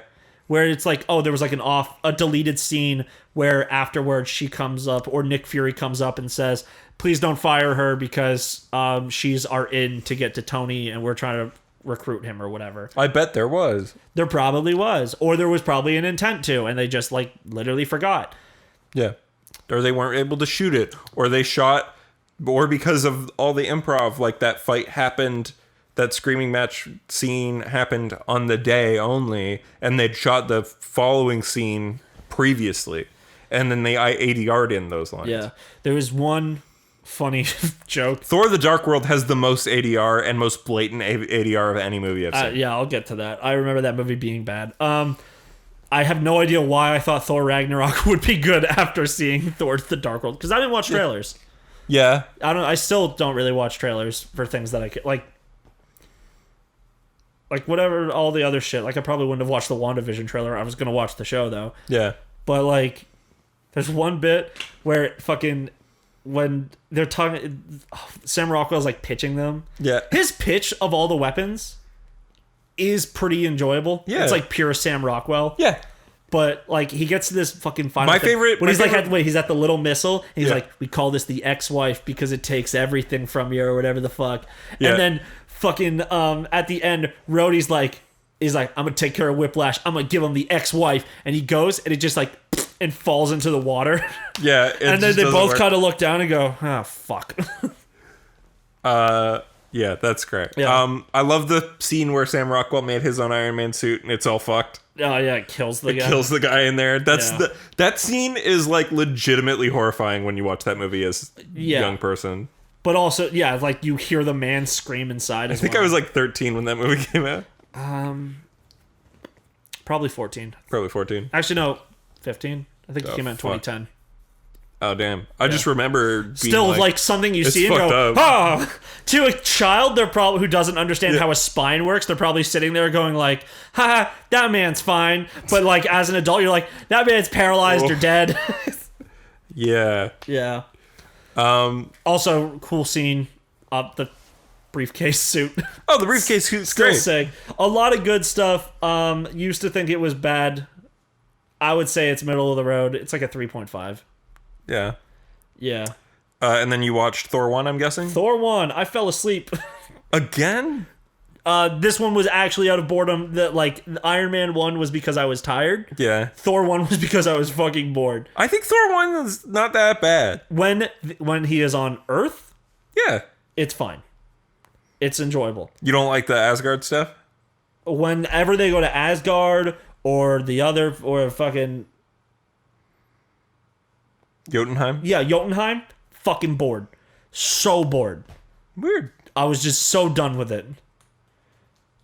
See, I don't know. I like that movie. Like, I think obviously the dyed eyebrows thing sucks, but Yeah. we got our first glimpse of Hawkeye in that movie. Yeah. I think the story's good. Like, Yeah. I like that movie. I just don't. I just was very bored. You know that town's all fake, right? Yeah. Like, they built it in the Oh, desert. also, every single time they fucking, like, around the second, like, halfway through the movie, once, like, Thor's merry men show up. Oh, the Warriors 3? Yeah, plus, Yeah. or Sif and her Warriors 3 or whatever is Yeah. what they kept calling it. Every single shot was, like, slightly tilted. Oh, yeah. Like, everything was at a Dutch angle. Uh-huh. And I'm like, wow, this sucks. I'm so annoyed, and it's bothering me. But Yeah. it was, like, so obnoxious. It was always there. I think Thor's biggest problem, and this is absolutely like hindsight because I watched that great Every Frame of Painting video, is like that's the score. Like, again, it's a problem with modern movies in general, but they don't let the music tell the story. Yeah, sure. There's There's too a much lot of dialogue. talking instead of explaining what the motivation is and everything. They just cut away to things, and people are just talking over them, and it's talk. Yeah. Captain America 1. I remember you saying you didn't like this movie the first time. That movie's great, though. It's 4 out of 5. 4 out of 5. Hell It's yeah. It's on par with Iron Man 1. Yeah. It is really good. It's really fun. I honestly think it didn't go in as deep into it as like Wonder Woman does. Yeah. But the secondary cast that like he meets, like the guys he makes the team with Bucky with, They're all a lot more fleshed out than you'd expect. they're like going back and watching, I'm like, oh yeah, and also knowing that the Asian guy, Yeah. he has His grandson is his the grandson principal. yeah, and it's played by the same actor. Yeah. They're all just good. They were really fun to deal with. Dum Dum Dugan's great. Oh yeah, he's the guy with the handlebar mustache, Yeah. right? Oh, great guy. Love him. Literally everything that happens. Yeah. Like, I'm like, this is so good. Hugo Weaving as Red Skull is great. Yeah. Also, Yeah. does he always had the red skull? He was just wearing like the face, Yeah, the like face was a mask mask. over it. Okay. Yeah, he's really good. Don't like the his little snotty dickhead. The Arnim Zola? Yeah, But he's the most important character. he is. That's what sucks. Like, also, rewatching fucking Iron Man 1, though, when he, like, yells at that guy, he's like, Tony Stark built this in a cave! And I'm like, can't wait to see this guy in Far From Home. Yeah. Because it's the same actor. It's the same guy. It's Richie Rich. Yeah. Yeah. I didn't write, actually, a lot about this one. It's just really good. Cap 1, yeah. Yeah, that's about it. It's just a great movie. Yeah. You should watch The Rocketeer, also on Disney Plus, if you like that movie. Same director. Same vibes. I don't know, maybe. But, like, it's just very fun. Cap becoming big hot man is... Great effect. Yeah. Really well done. Even going back watching now, I think people tried to make fun of it, being like, oh, yeah, I can really see that. It's his face painted on. It's like, yeah, but it hardly is. Yeah. It's just that they had to dub over the lines. Yeah. They dubbed over the lines, they recorded his face, but then they at least put it on a smaller actor whose his face had like similar like proportions yeah. and stuff. He was just fucking 5'6" and not jacked. Yeah. Yeah. It's really good. And like the character stuff's good. Stanley Tucci's good in this movie. Who's Stanley Tucci? He's the doctor. He's almost That's Stanley Tucci? He's almost unrecognizable as the doctor in that movie. Oh man, I really like Howard Stark in this one as well. Howard Stark is great. Like literally if Howard Stark wasn't Like John Slattery in the future. he would. It's just so good. Yeah. John Slattery does it like a really good like late. Yeah. Like older Tony Stark, but young Howard Stark. Young Howard Stark is like a fucking pussy machine. Yeah. Like that man fucks hard. I love, Dominic West. He's British. When he fucking, when after, you know how he had like, okay, you know how Iron Man 2? Sorry, I think he's Irish, actually. Iron Man 2. Yeah. He has all those cheerleaders and shit when he lands, and he says something that he's like, my dad wouldn't like this. But then in Captain America, he has what is the equivalent of 1943 cheerleaders. Yeah. And I'm like, man, he went back and like plowed all of those Pinup women. girls. Yeah. With the floating car. I love the reference to the original Human Torch. But also in that sequence, he fucking said, he's like, in a couple of a couple of years, your car won't even need to touch the ground, and it crashes. And like, as if he planned it to crash, he was just like, that's why I said a couple of years, folks. Yeah. And then of course that car shows up on Agents of S.H.I.E.L.D. as Lola. Yeah. But like his whole fucking thing, like even when they talk, like later on, like him if Captain America did not become the Capsicle, and there was like another movie, Howard Stark would have been the number 2. Yeah. Like he would have been like his buddy who would like give him like tools and shit. Yeah, man. And Sebastian Stan's great in this. Yeah. They're both great. Like, honestly, this whole movie was great. Yeah. It sucks that the actress who played Peggy Carter got sidelined so hard. Haley Atwell. Yeah. Because she's great. Yeah, she's awesome. Yeah. Watch her show if you want to. Like, whatever. Not really. I don't really like the Marvel shows that much. The Agent Carter show is good. I'm sure. Yeah, you told me forever that it was really good. It's just I don't really, like that one was like proper cable TV, and I don't like how cable TV works. Yeah. Because but it's all on Disney Plus now, Ian. It's still cable TV. No, where but every episode doesn't mean anything until they do. Yeah. It's so Agent Carter, especially season 1, is a lot more focused because it's only like it was like only a half season show. It's 12 episodes, right? Yeah, 12 episodes ish. Yeah. It's not like the Netflix shows where they're fully focused, but it's a bit more focused. But also it's like 10 1-hour episodes. Yeah, but like the Netflix shows are like 13 1-hour episodes. This is like 13 45-minute episodes. Fucking Christ. What? Like I'm getting I set up a group chat so I can get like notifications for when fucking people are coming to my house. Yeah. There's one at 5:30. So I'm probably just going to text people and say who wants to go out for dinner. Because actually, I'll probably go bother Chris, see if I can go play fighting games with him or something. I'll have people over here after, but I have to go to a thing first. Yeah, I know. It's just I'm fucking... I like can't even go home. Like I'm going to go home at some point because this is what I was wearing at work. Yeah. Like, but there's one at 5:30 and then there's one at 10 a.m. tomorrow. That sucks, man. Yeah. Whatever. I've moved 12 times. I can deal with it. Yeah. So how far did you get with movies? Did you just watch all up to like half 1? I started Avengers. I got to Shakespeare in the Park. So Avengers, I really like how Avengers uses colors. It's obviously better than the later MCU movies use it. Yeah. Other than like Thor Ragnarok. Other than Thor Ragnarok. But what I mean is like the second you have multiple... And Guardians 2 has some pretty good colors. No. Yeah, the Guardians ones. Yeah. But what I'm saying is like, for example, if you compare Avengers 1 to Infinity War, or especially Civil War, those movies are a lot less colorful. Like you find that like, especially Civil War again, the backgrounds, the second you have more than one superhero on screen, the backgrounds are all gray, right? Yeah. Everything's gray. Whereas Avengers just lets everything be like bright and pulpy. Avengers 2 is better shot, and like I think because Avengers 1 for whatever reason is the only movie in the series that's shot in 16:9. Oh, what else? It was just what I was thinking. Just think about Iron Man 2. I already said that they are super horny for Black Widow. Yeah, but like it is uncomfortable sometimes. Yeah. But also the act. Oh, there's the other fight scene that doesn't involve Iron Man is when she's beating the shit out of all those people. Oh yeah, that scene's great. There's one funny part in that whole scene. Well, there's 2 jokes. Yeah, and it's that Happy is boxing the same guy and gives him the Mike Tyson. Yeah. For like 5 minutes while she's beating the shit out of like a bunch of dudes. But then like she walks past and Happy's like, just it cuts to him. He's like, I got him and we're all good. And then he looks down the hall and there's like a body like hanging from the ceiling going, yeah. But then like a guy goes to pop out and goes, what the fuck? And she just maces him. Yeah. So yeah, but she's like, very much like a male gaze sort of thing in that. Yeah. Avengers. I just don't like how Joss Whedon directs her. Like, I really don't like Black Widow in those movies. Really? Yeah, I think... Well, I like the scene with her and Mark Ruffalo. Yeah. When she's, like, recruiting him. Good. Yeah. The scene prior, when she's, like, in that interrogation. What? Yeah, where she's tied up? Yeah, I'm like, I think that scene's alright.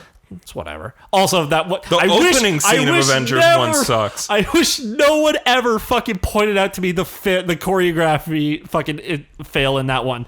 There's a part where she like whips her hair back. It's supposed to be like a headbutt, but the guy's too far that he barely gets grazed by her hair, and he like grabs his nose like she headbutted him, and it's just like framed a little off. Yeah. So it's like I see it, and I'm like, fuck. Again, why did they shoot that movie in fucking 16:9?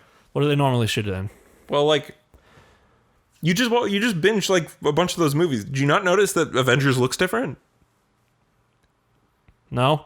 Okay. I don't care about technicals a lot of the time. This is not a technical. This is barely a tech. Yeah, that's how much I don't care. Okay. So. Okay, but what do they normally shoot in? Because I thought 16:9 is when it has the black bars at the bottom and the top, right? No. 16:9 is when it fills your entire screen. Okay, what do they normally shoot in? There's normally black bars on the top and bottom. What's that called? A type of anamorphic. Like it's. I think most Marvel movies go for like. I think it's just under 2:1. Most Marvel movies, but yeah, I think the fucking shooting it like it's a TV show for Avengers 1 just makes a lot of the compositions not very nice. Yeah. But I think that's partly just because Joss Whedon's not a good director. Like Avengers 2 I think is shot with better lenses and has better shots and setups. Okay, but I think they've watching it on my phone, but that's how it looks on my phone. Yes. Can I zoom in? No. Oh, I skipped 10 seconds. Whatever, I've seen this movie. Yeah. Okay, now let me go back to a previous one I've already seen. Yeah. Captain America.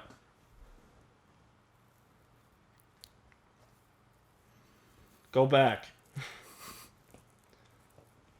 Oh, yeah, there is like the little bars up the top and bottom. But I think that's really good for an action movie because it makes stuff sort of feel epic. And I think like Avengers 1 just weirdly being shot like a television show.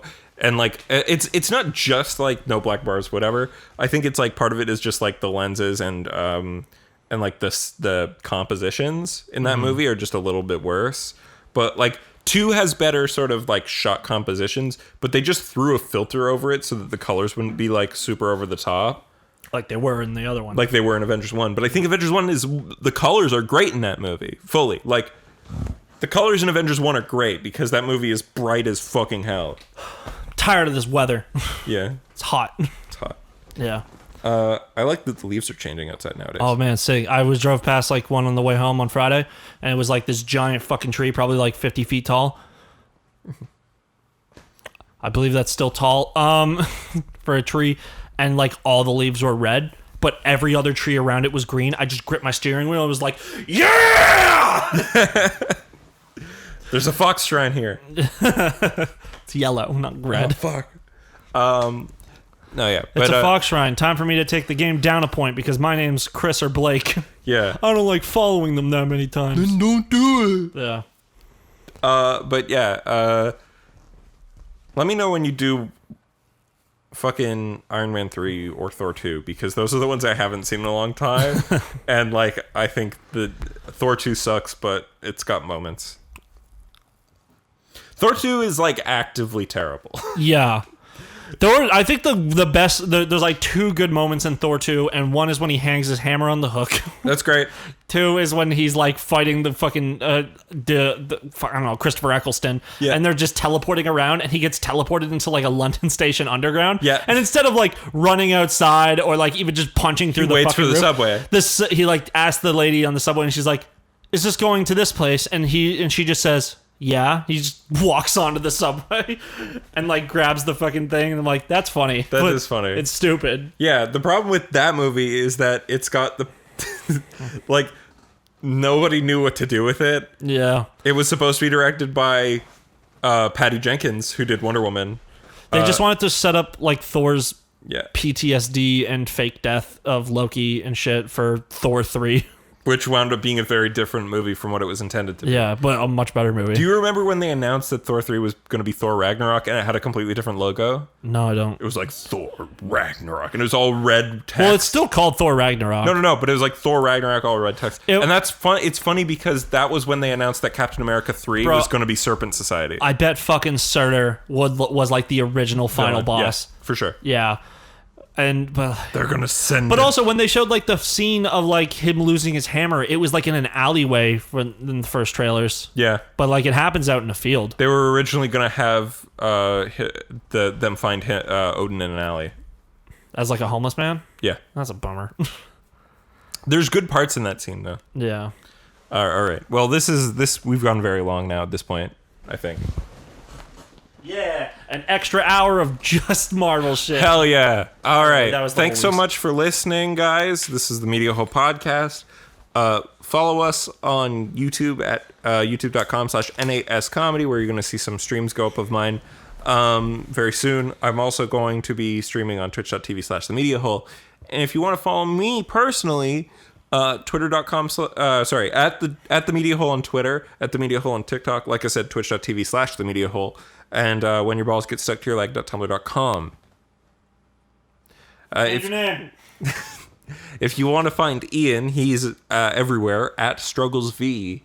And I don't know, some kind of joke about how Ian's actually better than me at social media, and he's doing some kind of big sort of influencer shit, but I couldn't think of one this week. Sorry, folks. Bye.